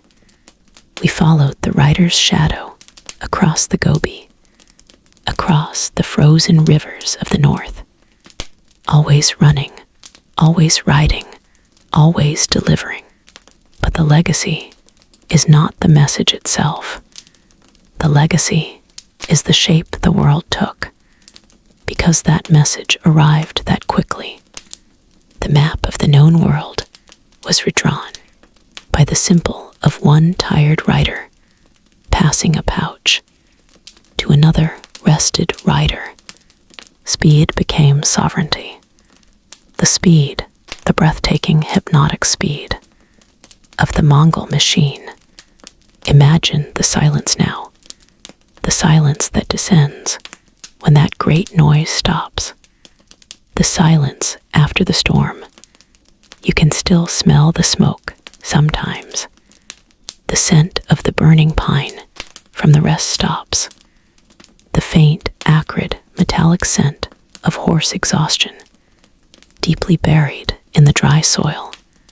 The mystery remains the haunting whisper. Why this perfection? Why this obsessive, compulsive need for absolute, uninterruptible efficiency? Was it merely administration? Was it simply mail? Or was it the first true attempt to control time itself, to shrink the planet to manageable size, to make the earth small, small, small enough to fit in the palm of one man's hand? The riders were the cost, the men whose vision blurred from the perpetual horizon, the men whose bodies were fused into the saddle, the nameless souls who carried the burden of empire and then vanished into the deep forgetfulness. We remember the Khans, the names, the battles. We forget the postmen. We forget the men who died of sheer speed. The true cost of the yam is written not in gold, not in the tally books of the tax collector, but in the silent graves scattered across the emptiness, graves marked only by the ghost of a galloping shad, a shadow running, always running. It is the unseen architecture of control that fascinates Nasrallah, the invisible framework of iron discipline that held a continent together. And when the discipline wavered, when the grip loosened, the empire did not crumble suddenly. It simply ceased to transmit. The flow of information dried up. The invisible highways grew cold. But the story is not over. The speed, the power, the legacy are all well understood. But what about the single greatest failure? The one moment the invincible system broke. It happened not on the road, not in the steppe. It happened in the very heart of the Golden City, the administrative core of the network. A single rider disappeared. A key piece of information was intentionally erased. A massive treasure hoard vanished. Without a witness, without a trace, without a trace. A betrayal, a deep, unforgivable betrayal. A secret kept by the earth itself. Next time, we stop looking at the road, and we start looking at the ledger. We follow the trail of the missing gold, the gold used to fuel the ride. We search for the one man who saw the end coming and prepared his escape. The master of the mint waits for us in the shadows of the high mountains, and he carries a terrible forgotten scroll, the scroll of vanishing, a scroll that details every item taken, every death covered up, every secret hidden from history. We will unroll the scroll next time and learn who truly stole the speed, who truly paid the ultimate price. It starts always with the fire, the deep warmth, the ancient warmth. You remember the fire, that night under the limitless dark, the wood crackling loud and then quiet, a soft, slow hiss of escaping steam, the scent of burning pine, a hot resin scent fighting the wind. It was the only light that mattered, a deep amber glow kissing the edge of the felt tent, a tiny circle of life against the absolute, against the massive gray world of the steppe. But listen closely. Listen to the secret we forgot, the secret that demands your quiet attention. We forgot the true cost of that light, the cost of the fastest message route ever known, the cost of the yam itself, the brutal truth of what happened when the fire went out, when the rider kept moving, riding. 7 now, and we are still moving. The slow grind of the horse beneath us, the rhythmic sway, the inescapable repetition. Repetition is the road itself. Repetition is the lullaby of the empire. We follow the hoofbeats. Tuck, tuck, tuck, muted by the dust, muted by the distance, swallowed by the vastness. The same vastness swallowing our breath, the same dust coating the tongue. The leather creaks the same way. The saddle burns the same of your thigh. You are not a man on this route. You are a muscle, a carrier, a necessary machine of flesh and bone. The fatigue hits you like a soft, heavy blanket, a heavy velvet blanket designed to pull you down into the dust. But you cannot stop. The message is everything. The Kogan demands speed. So we ride until the horse beneath us sighs with bone-deep exhaustion. We ride until the horizon begins to blur into the memory of the horse before it. The horse before that. The horse before that. The sun is a merciless disk. Rising, setting. The shadows stretch, then shrink, then stretch. And the only constant is the feeling, the deep, hollow feeling of your body giving way, accepting the rhythm, accepting the forward motion. This acceptance is where the sleep begins, the deep historical sleep. You arrive at the Yam Station, a collection of mud brick or rough timber, smoke visible from miles away, a beacon, a promise of warmth, a promise of speed. But rest is not rest here.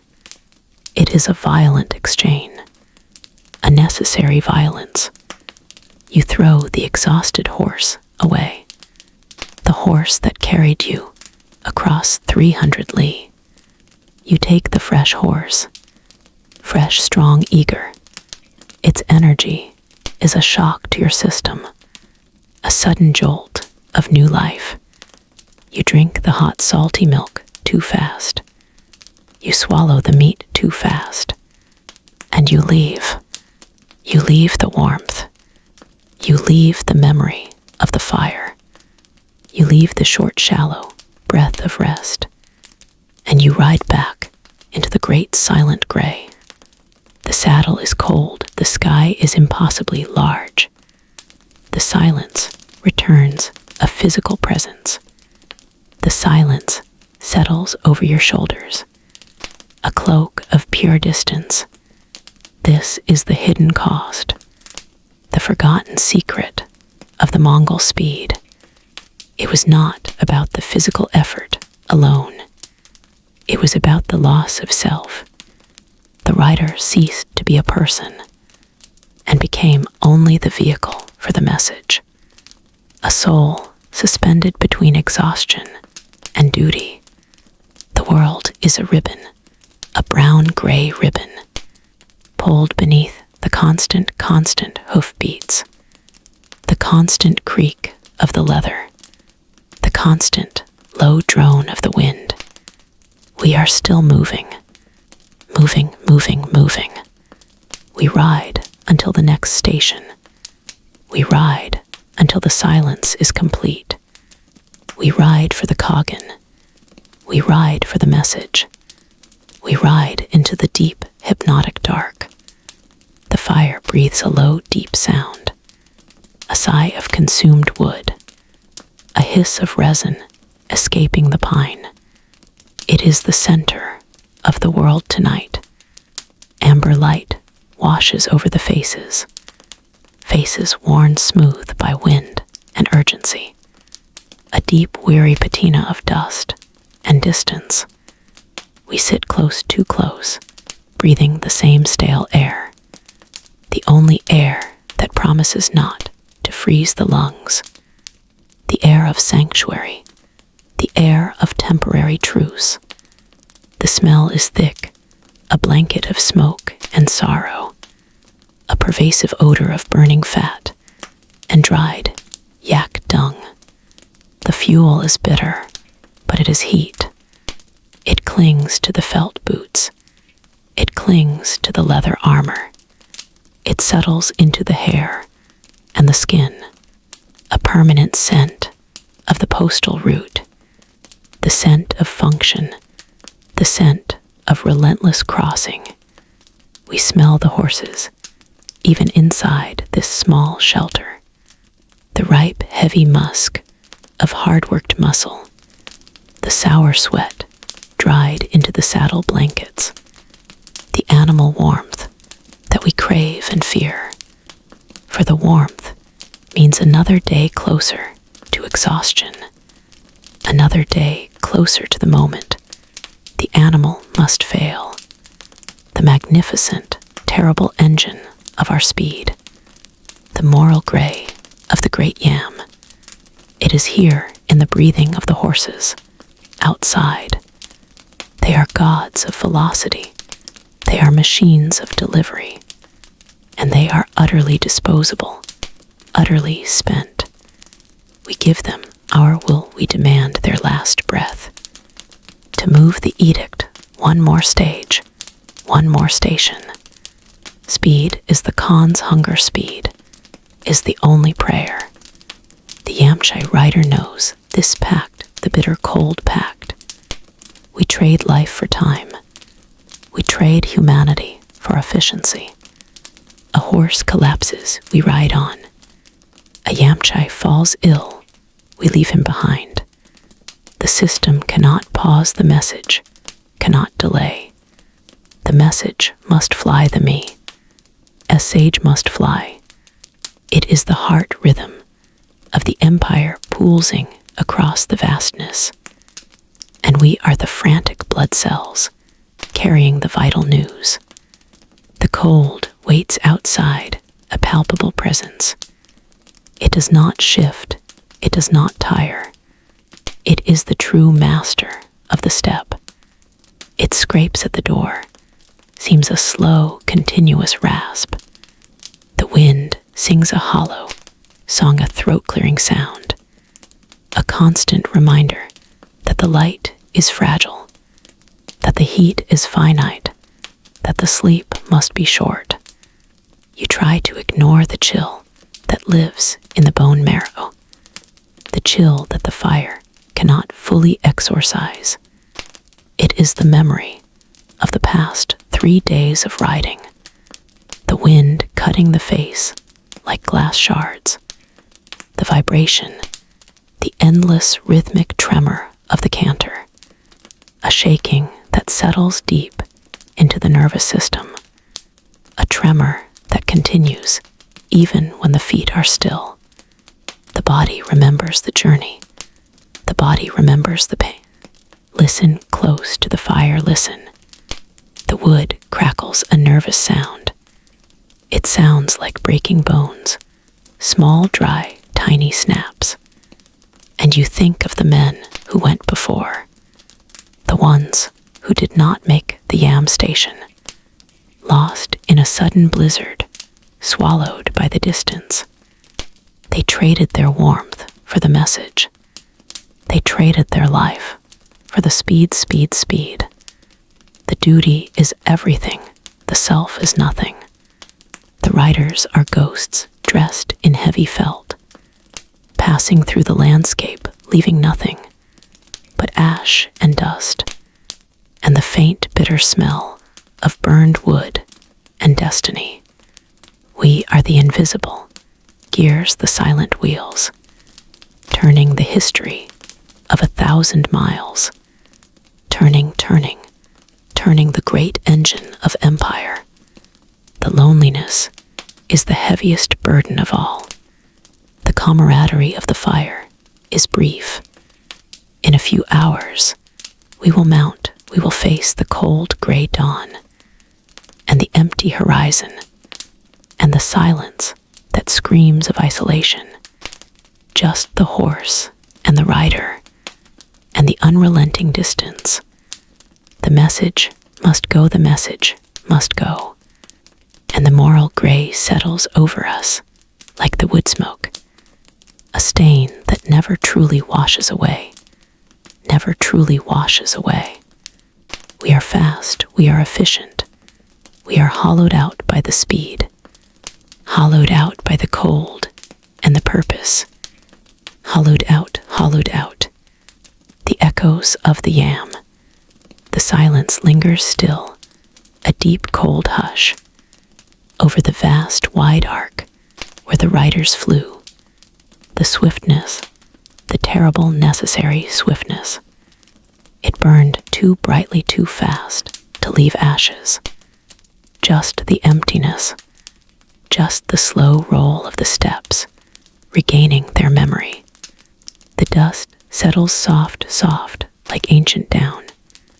The earth forgets the frantic pounding of 200,000 hoofbeats. The earth forgets the smell of sweat and leather, and the urgency of the Khan's word. The legacy is not in the stone walls or the monuments. The legacy is the absence, the mystery of movement itself. How could a system so enormous, so intricately woven in fire and ice, vanish, disappear, dissolve into the tall, dry grass? We trace the ghost lines of the yam. We listen for the whisper of a saddle shifting in the freezing dawn. We listen for the sharp, nervous snort of a horse, readying for a 400-mile sprint. We hear nothing but the wind, the infinite circular wind. A haunting silence, deep, deep silence. The riders, they were cogs in a colossal clockwork. They carried the fate of empires, stitched into cheap paper scrolls. They carried the boredom too, the crushing, inescapable boredom. The days merged into weeks, the horizon, never changing, never ending. The rhythm became their world, their only God, their steady breath. They lived only for the change of the post station, only for the fresh mount. A fleeting moment of warmth, a swallow of fermented milk, and then gone. Back into the cold, back into the dark, back into the relentless forward motion. The destination never mattered, only the journey. only the passing of the message. The weight, they carried the sheer weight of obligation. It was heavier than any message. It was heavier than any silver carried in their bags. It was the weight of the endless steps, demanding obedience, demanding repetition, demanding deep, deep sacrifice. And when the great empires fractured, when the golden horde diminished, when the reasons for the messages faded away like breath on brittle ice, the riders simply stopped. They dismounted for the final time, and the stations fell to ruin. The routes became only lines on unwritten history lines, vanishing into the slumbering earth. A deep historical sleep. We search for the remnants not of cities, but of routine. A broken stirrup, perhaps a tarnished buckle, a single lost leather boot. Everything was organic, everything was essential, and everything was meant to disappear, leaving behind only the vastness, leaving behind only the profound silence. The final mystery of the yam is its perfect vanishing. It did its work, it facilitated the largest contiguous empire the world had ever known. And then it packed up its tracks and left no trace. A magic trick pulled by the hands of time. But what about the things they were carrying that never made it? The burdens forgotten in the hurry, the secrets buried beneath the frozen sod, the maps that were never delivered to the Khan's cartographers. The true mystery, the real untold story of the Mongol postal system is not the speed of the journey, but the deliberate slowness of those who documented it, the quiet men who stood at the edges, the scribes, the astronomers, the hidden cartographers, the ones who drew the world in silver ink on stretched hide. They mapped the routes, the impossible lines of communication, but they mapped so much more than the routes. They mapped the hidden wealth, the gold veins, the silver mines, the secrets that the riders themselves never knew they were riding over. And when the riders were dismissed and the horses turned loose, these map makers, these quiet scholars of geography, they did not disappear. They hid their final masterworks, maps not of travel, but of treasure, maps designed to wait centuries for the right eye to find them. Next time, we will open the chest that was left behind. We will seek the cartographers of the empty steppe and the hidden history written not in messages, but in gold. We remember the fire first. The endless cold made us remember the fire. The pine smoke thick and sweet, a low hum of heat against the vast ice. Listen closely to the crackling wood. Listen to the amber glow spreading slowly. Did you know the greatest secret of the Mongol Postal Route was not the speed? It was the silence, the profound, dreadful silence that followed every gallop, the silence we carried with us, like ashes on our robes, back to the steppe, back to the endless rhythm of the ulag. 8 finds us far past Karakoram, far past the last known landmark, traveling into pure distance, pure horizon, pure dust. We follow the dust. We follow the dust 1,000 times.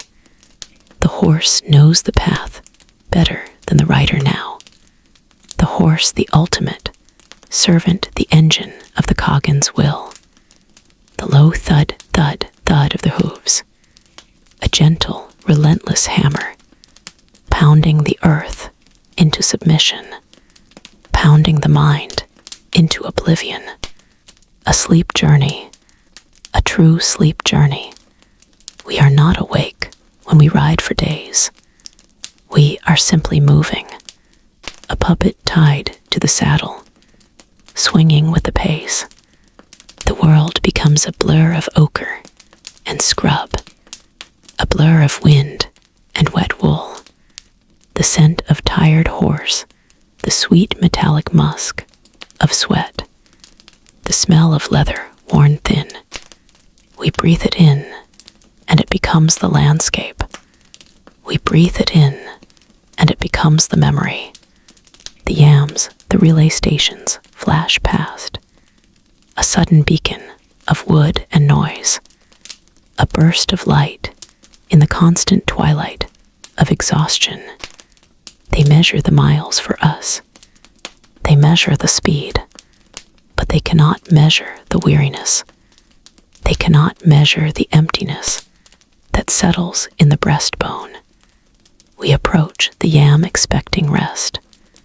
We approach the yam knowing there is no rest, only a change of horses, only a change of perspective, a fresh mount, a fresh burst of borrowed energy.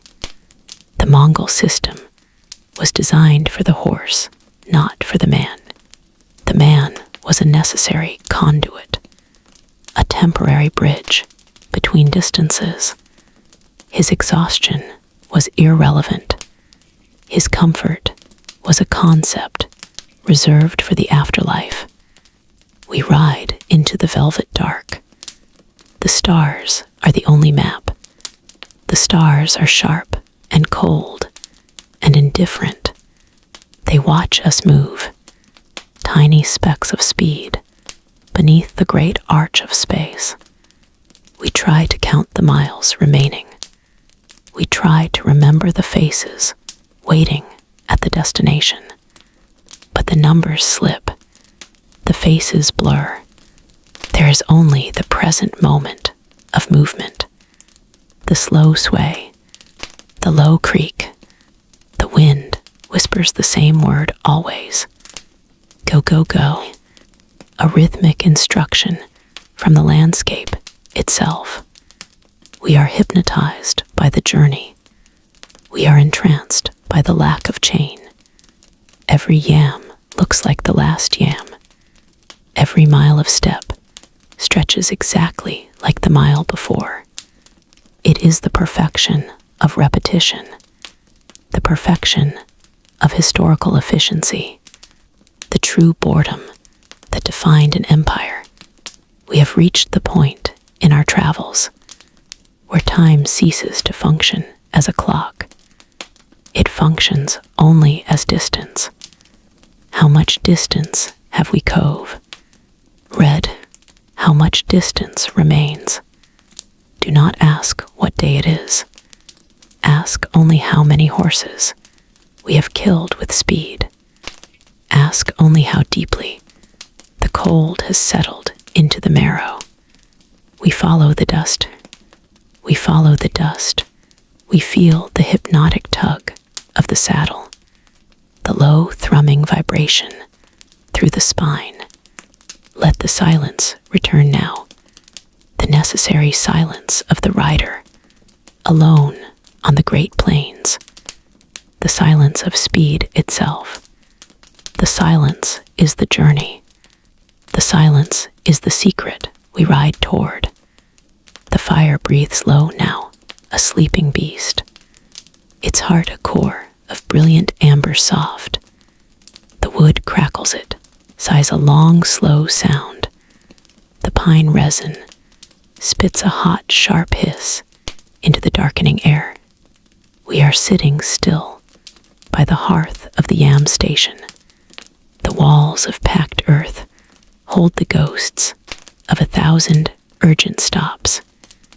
The ghosts of men who rode too far too fast. The sensory weight of this life settles on the lungs.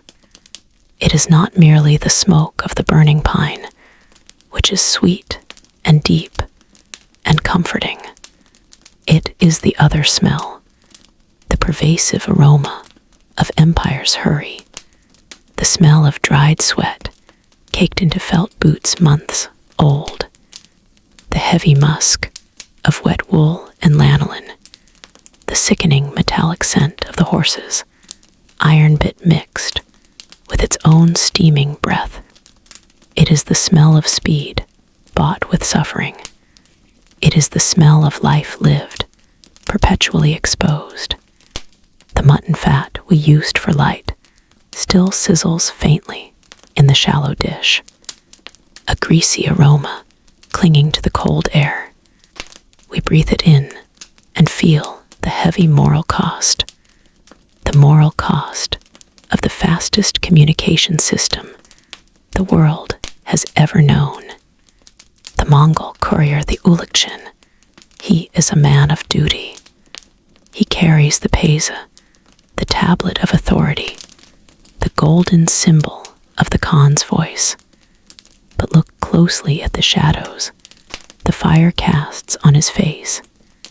He is a man consumed by the demand for speed. He is the necessary cruelty. He is the agent of requisition. His presence means the local villagers must give. They must give their fastest horses. They must give their stores. They must give their rest. The speed of the empire is paid for by the sudden poverty of the peasant. The horses he rides are not his own. They are taken, they are pushed, they are ridden until their lungs burst, until their legs break beneath them. And the courier, he rides them into the ground, not because he enjoys the destruction, but because the word of the Khan is absolute. The cost is endless. The cost is always demanded. The moral grayness is thick as the smoke. He delivers the law, yet he must break the local peace to do it. He brings unity, yet he brings fear with every approach. Look now at his hands near the fire. They are stained brown with dirt and blood, and the constant grip of the bridle leather. They tremble slightly not from cold, but from the exhaustion that has settled into the bone. The ache is a dull constant, drumming beneath the fire's gentle light. The stiffness settles in the tendon. The stiffness settles in the spine.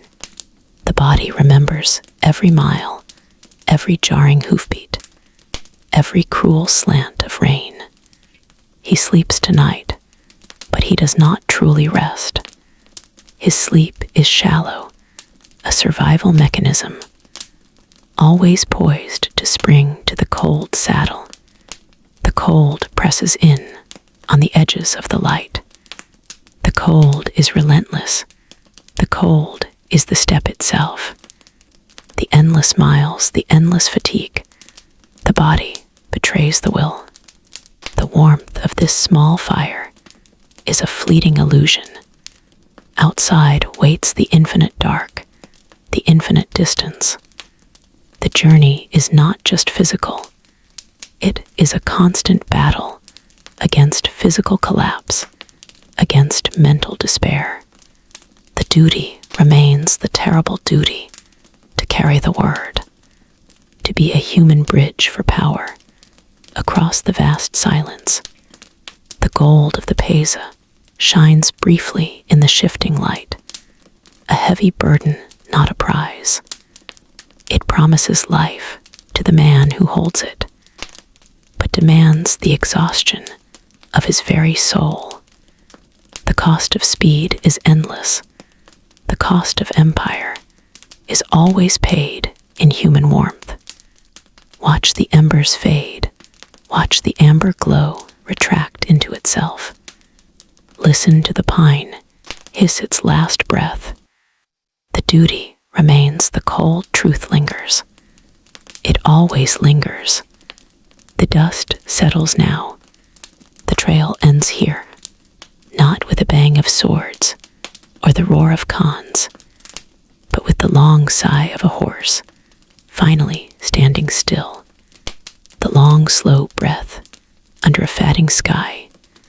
This endless of travel concludes not at a destination, but in the profound silence of its own passing.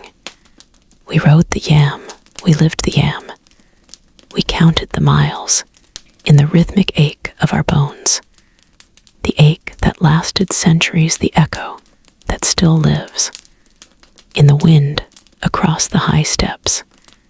It is the silence we seek now, the great and terrible silence that swallowed the fastest postal route the world had ever known. It was the nervous system of the empire, and then the nervous system simply ceased to fire. It disappeared. It vanished. Where did the riders go? The men who knew only speed and the next station. The men whose maps were drawn not in ink, but in sweat and the constant jolt of the gallop. Did they simply slow down?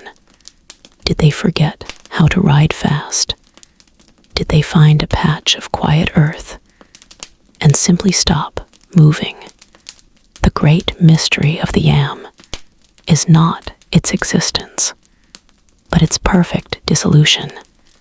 It dissolved like salt in water, leaving only the memory of thirst, the memory of the immense hunger for distance, the hunger for home, always running beneath the horse's hooves. The legacy is not stone. It is speed. It is the ghost of speed haunting every highway, every fiber optic cable laid across Asia. It taught the world how small it truly was. It compressed the globe. It made the far near. It made the impossible inevitable. But at what cost? We look at the ruins of the station, the crumbling walls, the shallow well, and we do not see architecture. We see the sleep deficit of 1,000 riders. We see the permanent strain in their eyes, the unblinking watchfulness. They were never resting. They were never truly here. They were always already gone, always already on the way. The yam demanded everything. It demanded the present moment, traded for the future delivery. It consumed lives for the sake of messages. It consumed the earth itself, wearing down paths that became permanent scars, permanent lines upon the face of the ancient world. And now the question remains, why did the silence fall so absolutely? Why does history whisper about the battles, the courts, the intrigues, but fall utterly mute on the lives of these men, of these horses, these vital, invisible ghosts who held the world together? The truth lies buried not in treasure, but in the dust itself, in the dust of the station, where the messenger handed over his tired pouch. The dust remembers the pounding, the thunder, the urgency. The dust remembers the fire, the brief amber glow of safety, before the morning demanded the saddle once more. The dust whispers that even the fastest path eventually leads to stillness, to absolute rest. The great system is over. The earth breathes deep now. But wait, if the land routes were dominated by the hoof and the rider, what of the dark blue water that bordered the empire, the edges where the horse fears to tread? the edges where the silk road met the salty brine. We have traveled the cold, silent monotony of the steppes. But there is another journey, another terror, a path defined not by endurance, but by the violent, unpredictable grace of the wave, a path where the horse is traded for the hull, a path to the spice, isles a path where the true monsters lay waiting in the deep. Next time, we leave the dust and ride the rolling timber. We trade the saddle for the ship and ask the deep, heavy question, what happens to the hypnotic rhythm of sleep travel when the earth itself begins to heave and groan beneath you? Next time, the seas of the Khan, the fire crackled low now, a deep rhythmic thwump in the hearth, the sound a metronome for exhaustion. The amber glow pulsed across the rawhide walls, a gentle fatting light, burning pine scent thick and sweet, and gone too soon, a memory of comfort already fleeing into the vast, terrifying cold outside. We remember the Mongol speed, the legendary network, the great engine of the Yam route. We count the thousands of horses, ready waiting. We praise the Khagan for his perfect necessity, but we forget the simple secret, the quiet truth. How do you sleep? How do you truly rest? When your life is defined by endless running, when the destination is not home, but just another horse, a relay station changes everything and nothing. The saddle is still cold, the leather stiff against the heavy woolen felt. We are told that efficiency is the measure of empire. We are told that the message must fly faster than the wind. But who measures the soul of the messenger? The sky still holds its dark indigo. Wait. The stars sharp as shattered ice. The station man hands over the small sealed tube. The decree, the necessary words. This burden is not heavy in the hand, but it weighs on the movement. It demands the pace. It demands the speed. Mount up, we must move. The breath of the horse, plumes white and fa. Scent, the routine is muscle memory, the only memory left. Left, right, the rhythmic rocking begins. The trot, the long, merciless trot, the way the body learns to sway with the beast. It is the only prayer we know. Always forward, away from the dying embers, into the silence that screams of motion. The step stretches out, ahead a black velvet shroud. It waits for the dawn, but we cannot wait. We are the pulse of the empire, a silent, hurried beat. We ride 5 miles, 10 miles, 20. The stations blur into a single long string of effort. The food, the drink, the fresh horse, the departure. It is a ritual of instantaneous forgetting. You are not permitted time to think. Time is the enemy of the messenger. Thought slows the hand's thought, dulls the eye. The mind must be empty, a perfect basin, for the sound of the hooves, the sound of the wind, the good horse, the tireless horse, the smell of dust and sweat and distance, the dust, the endless dust. It coats the throat, it settles in the lashes, it turns the world gray and seamless. Repetition is the language of the yam, the rising sun, the setting sun, the familiar ache in the inner thigh, the familiar hunger that cannot be satisfied. The world becomes a low, humming drone. The landscape tilts slowly, a green-brown expanse that never ends. It just changes horses. It just changes saddles. The true secret of the Mongol Postal Route, the secret hidden in the dust and the speed, is that the rider ceases to be a person. He is a mechanism, a necessary extension of the horse's gait. His identity dissolves into the duty. He is the arrow that must find its mark. Imagine the speed, imagine the silence, the constant shifting, the bone-deep weariness that settles in the jaw, the way you stop seeing the horizon and only see the next hoofprint, the memory of the fire, the smell of the pine.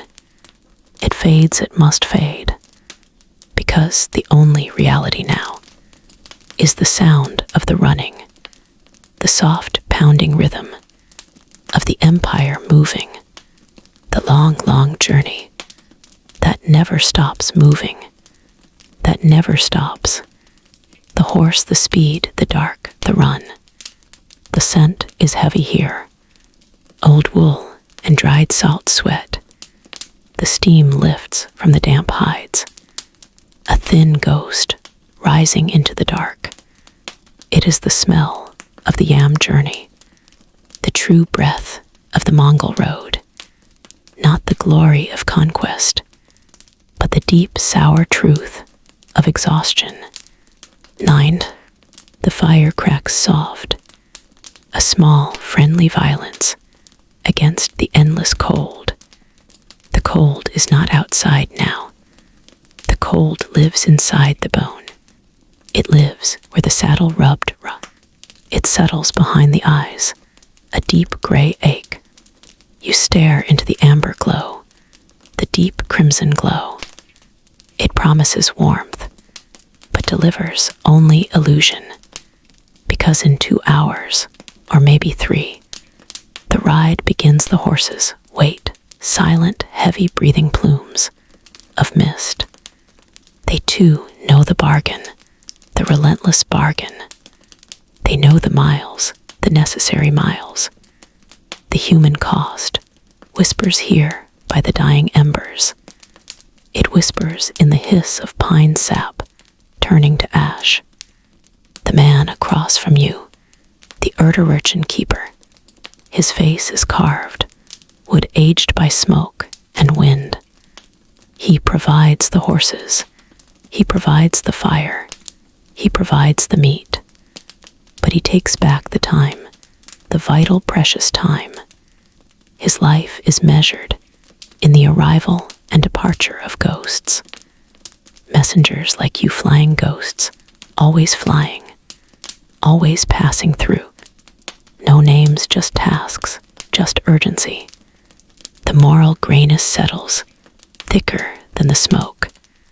Did that message you carry mean a village will be moved? Will it mean a messenger far behind you froze in the snow?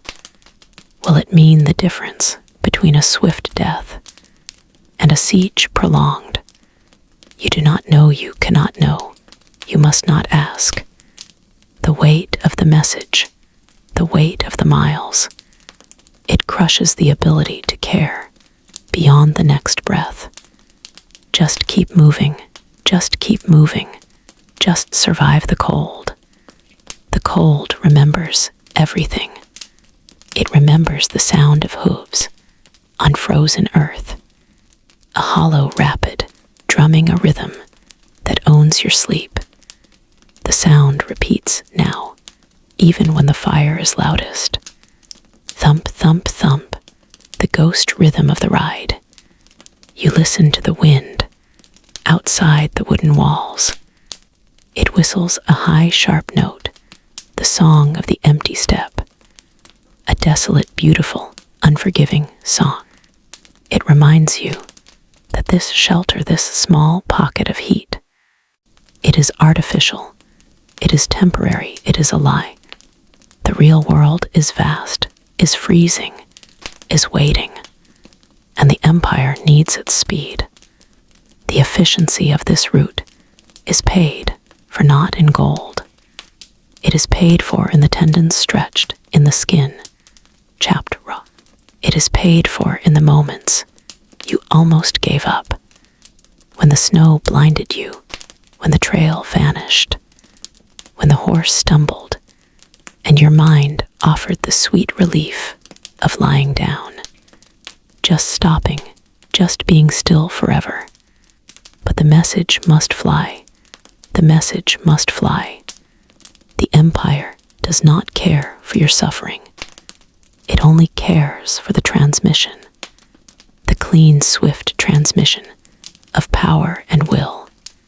The horse leather smells strongly tonight, a mix of dried mud and fear and old sweat. You press your hands close to the flame.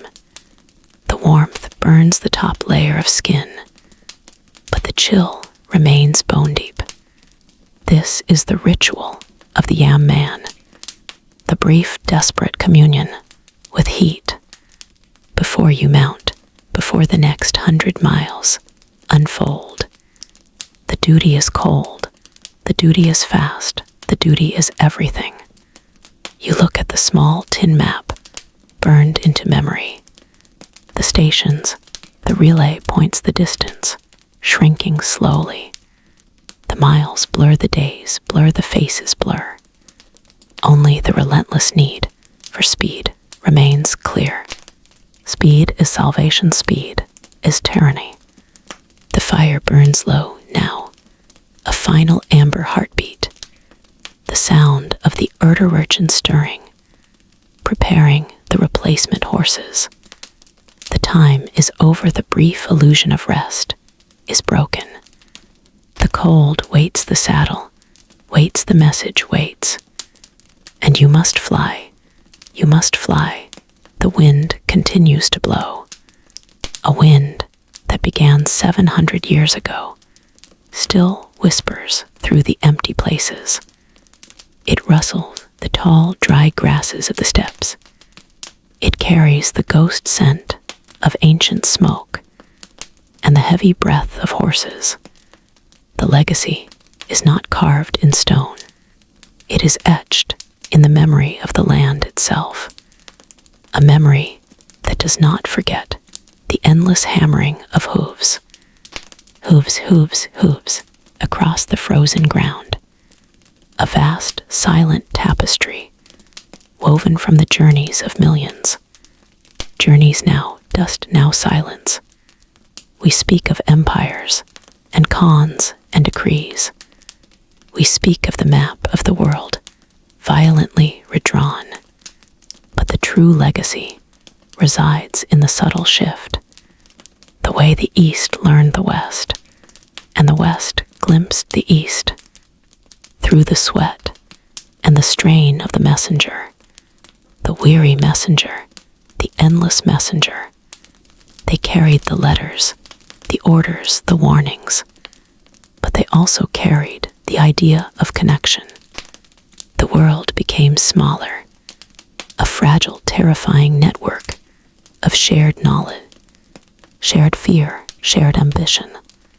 Look closely at the ruined walls, the crumbling yams, the forgotten rest stations. They are not just piles of dried earth. They are monuments to fatigue, monuments to solitude and unrelenting duty. Duty, duty, duty. And yet, so much remains lost. So much remains simply unknowable. We chase the shadows of the past with our flickering lamps of knowledge. We seek the precise motive, the exact word spoken during a cold midnight negotiation, the precise fate of the missing treasury, the final destination of the lost princess. History opens its great silent mouth and refuses to answer. The archives hold great mountains of scrolls, but the most precious truths were never written down. They were confided at the campfire, shared in a low voice beneath the enormous silent stars. A secret told once and then scattered to the four winds. Who remembers the name of the woman who cooked the dry mutton at the farthest outpost? Who recorded the deep sigh of the official who knew too much? The history we read is the history that survived. The history we crave is the history that was deliberately forgotten or simply blown away by the relentless wind. The mystery endures. It hangs heavy and cold in the canyons of time. Did the great Khan truly believe he was a divine instrument?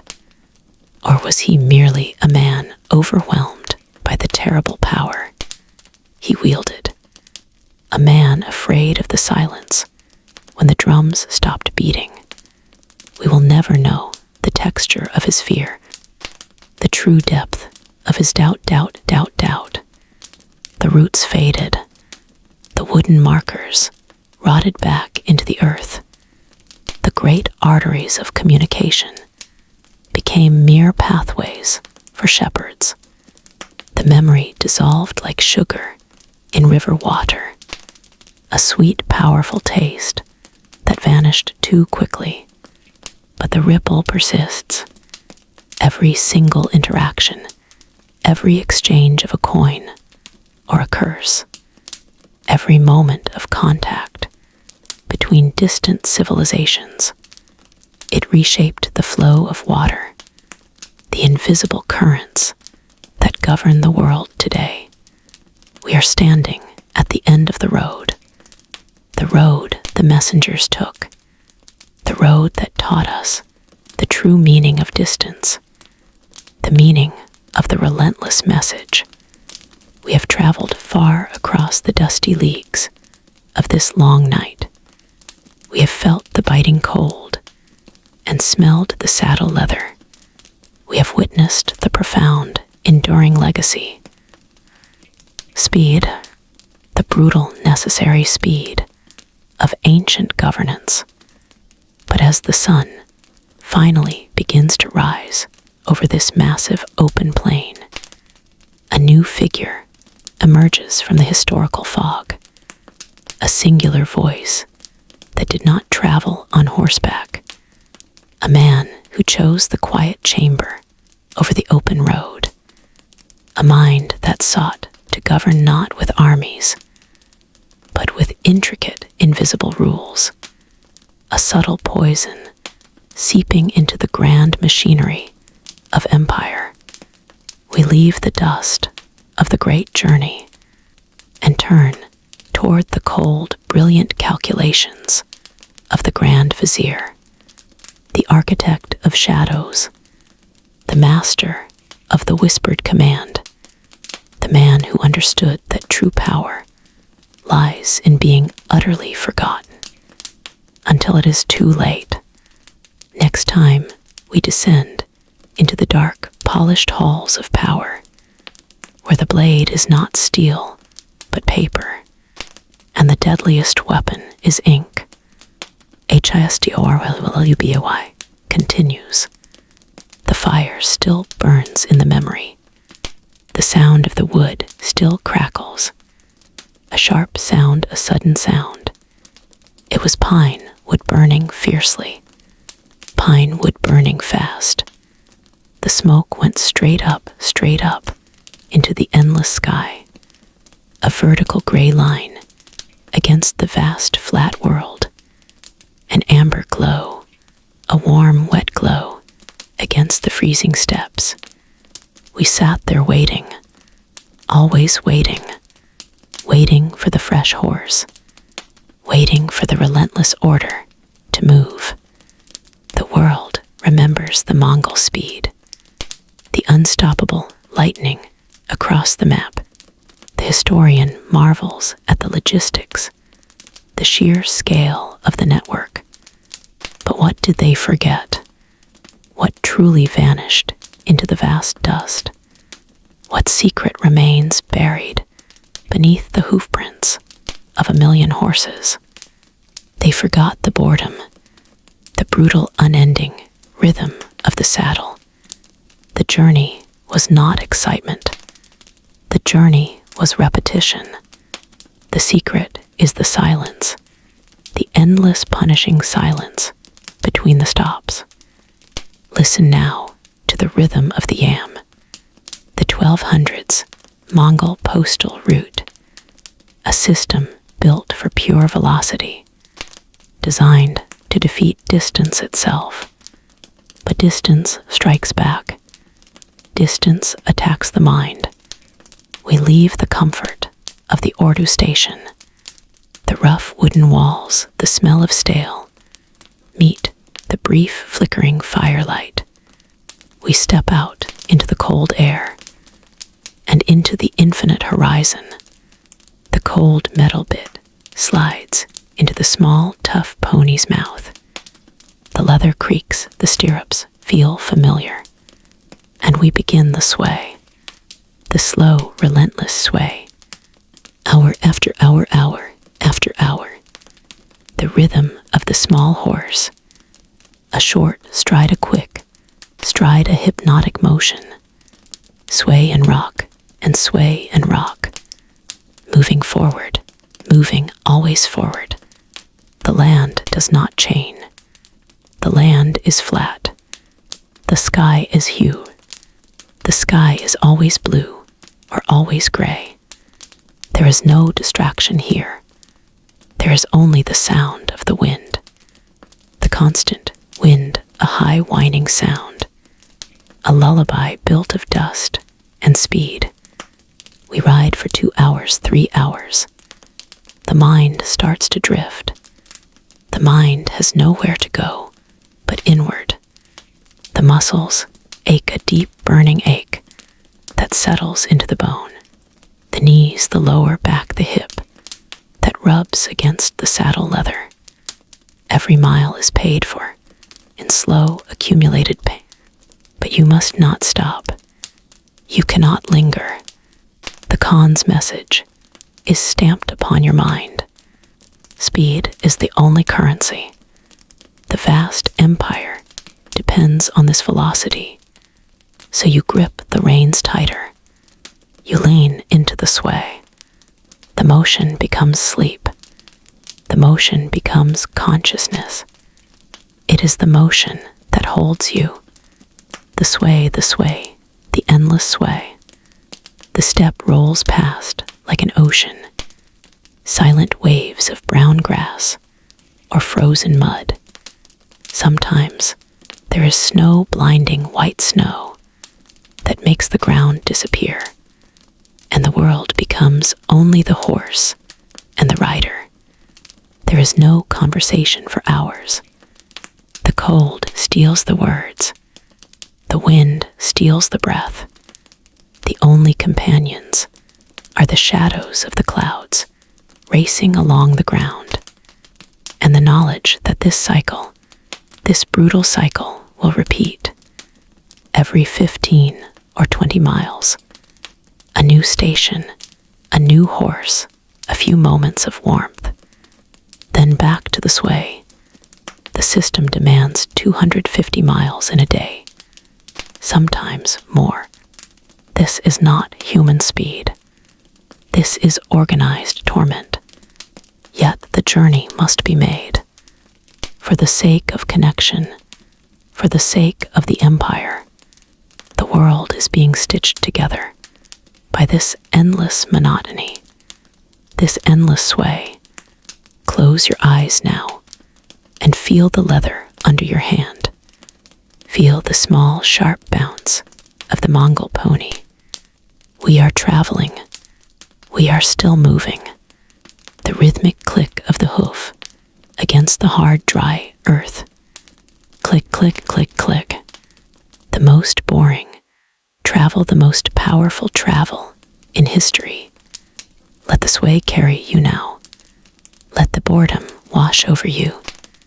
We ride on through the night, and the cold, and the vast silence.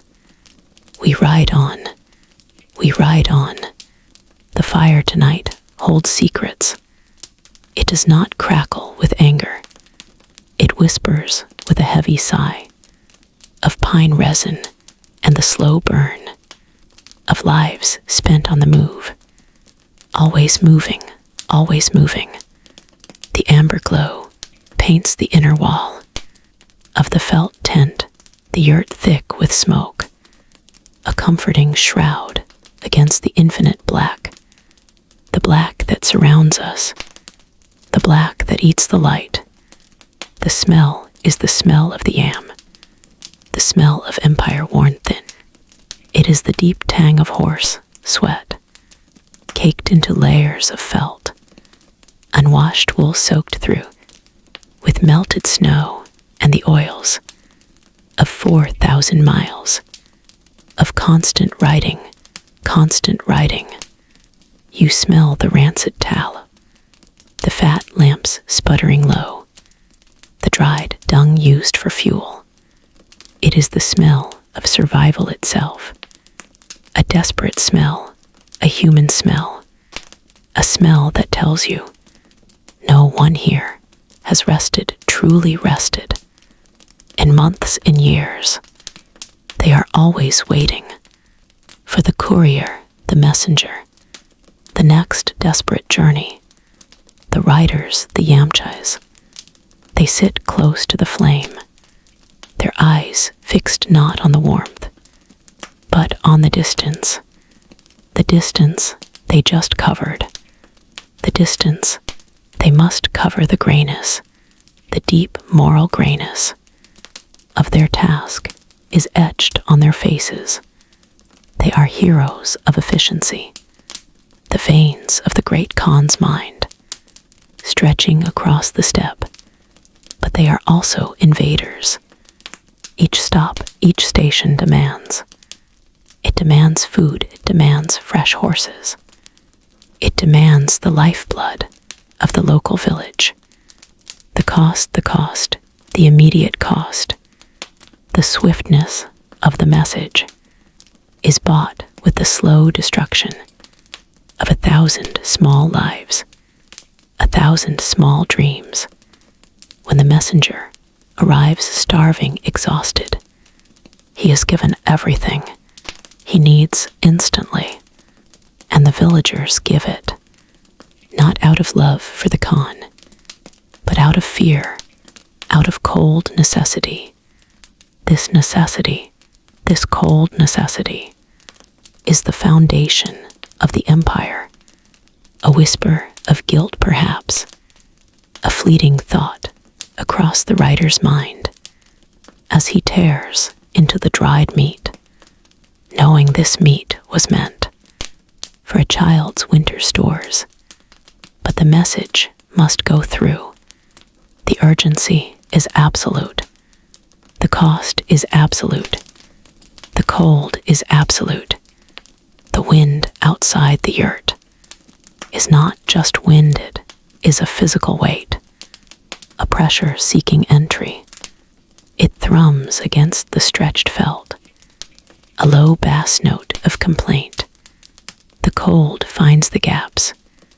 It creeps under the hem of the coat. It sinks into the bones, a chilling reminder that the fire is only temporary, a small island in an ocean of ice.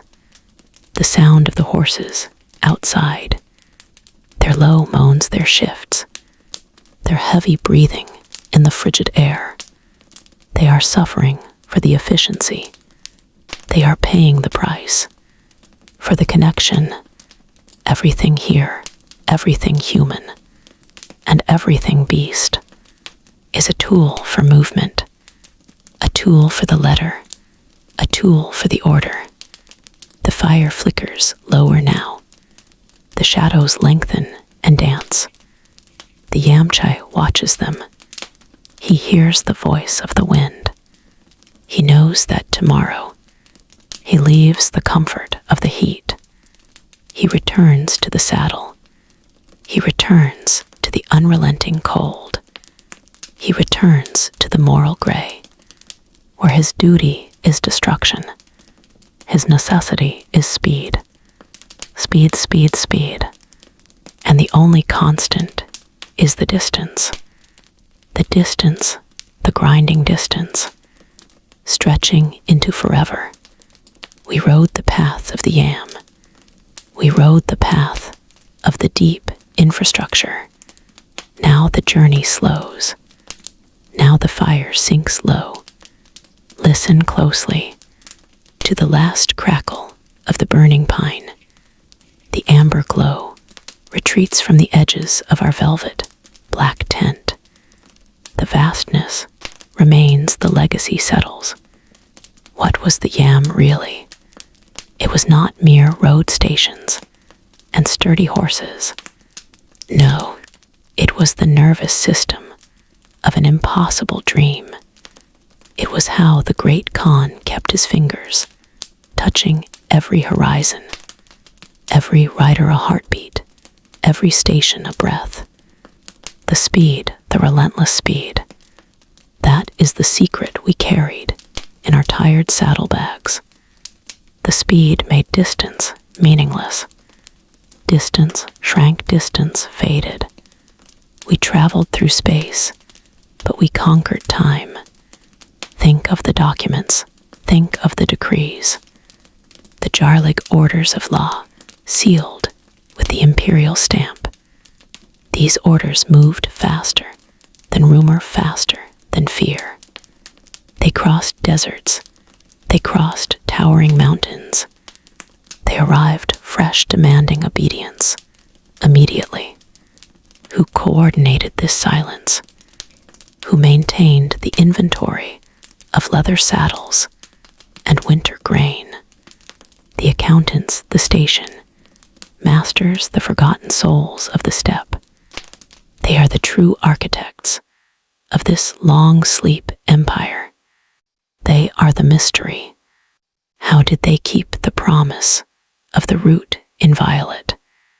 Every day, every night, for a century of hard travel. It demands a coordination we still struggle to understand. A deep historical mathematics, a logistics of trust. Trust in the next station, trust in the replacement horse, trust that the message would endure the wind and the freezing rain. The system was so perfect, so seamless, that when the riders stopped riding, when the empire fractured into golden fragments, the echoes of the yam still shaped the world, still shaped the maps, still whispered where the roads should be laid millennia later. Your post office, your global shipping, your instant message, they all carry the ghost scent of the Mongol rider, the messenger soaked through with rain shivering, but pushing onward, always pushing onward. The journey never truly ends, never truly stops. It settles, it waits. The wind carries the dust of 1,000 hooves, 1,000 horses, waiting for the next urgent gallop. Now feel the heat withdrawing from your face. The logs are dark charcoal now. Only a faint warmth persists, a memory of fire. The smoke rises straight and thin into the silent air. We followed the road of sleep. We followed the road of deep history. We rode the yam into the heart of silence, the silence that carries the deepest truth. What remains is the legacy of speed, the mystery of coordination, the profound, simple fact that they did it. They connected the world when the world was supposed to be separate. They made the long journey a single night's thought. They gave us the gift of unimaginable scale. And now the road is dark. The saddle is empty. The final ember collapses into soft ash. Thank you for traveling with NASRULLAH. Thank you for seeking the boring, beautiful secrets of history. Rest now. Let the silence fill the space, the journey left behind. Sleep deeply, sleep well, until the next long road calls us home to HISTORULLUBY. Good night. Good night.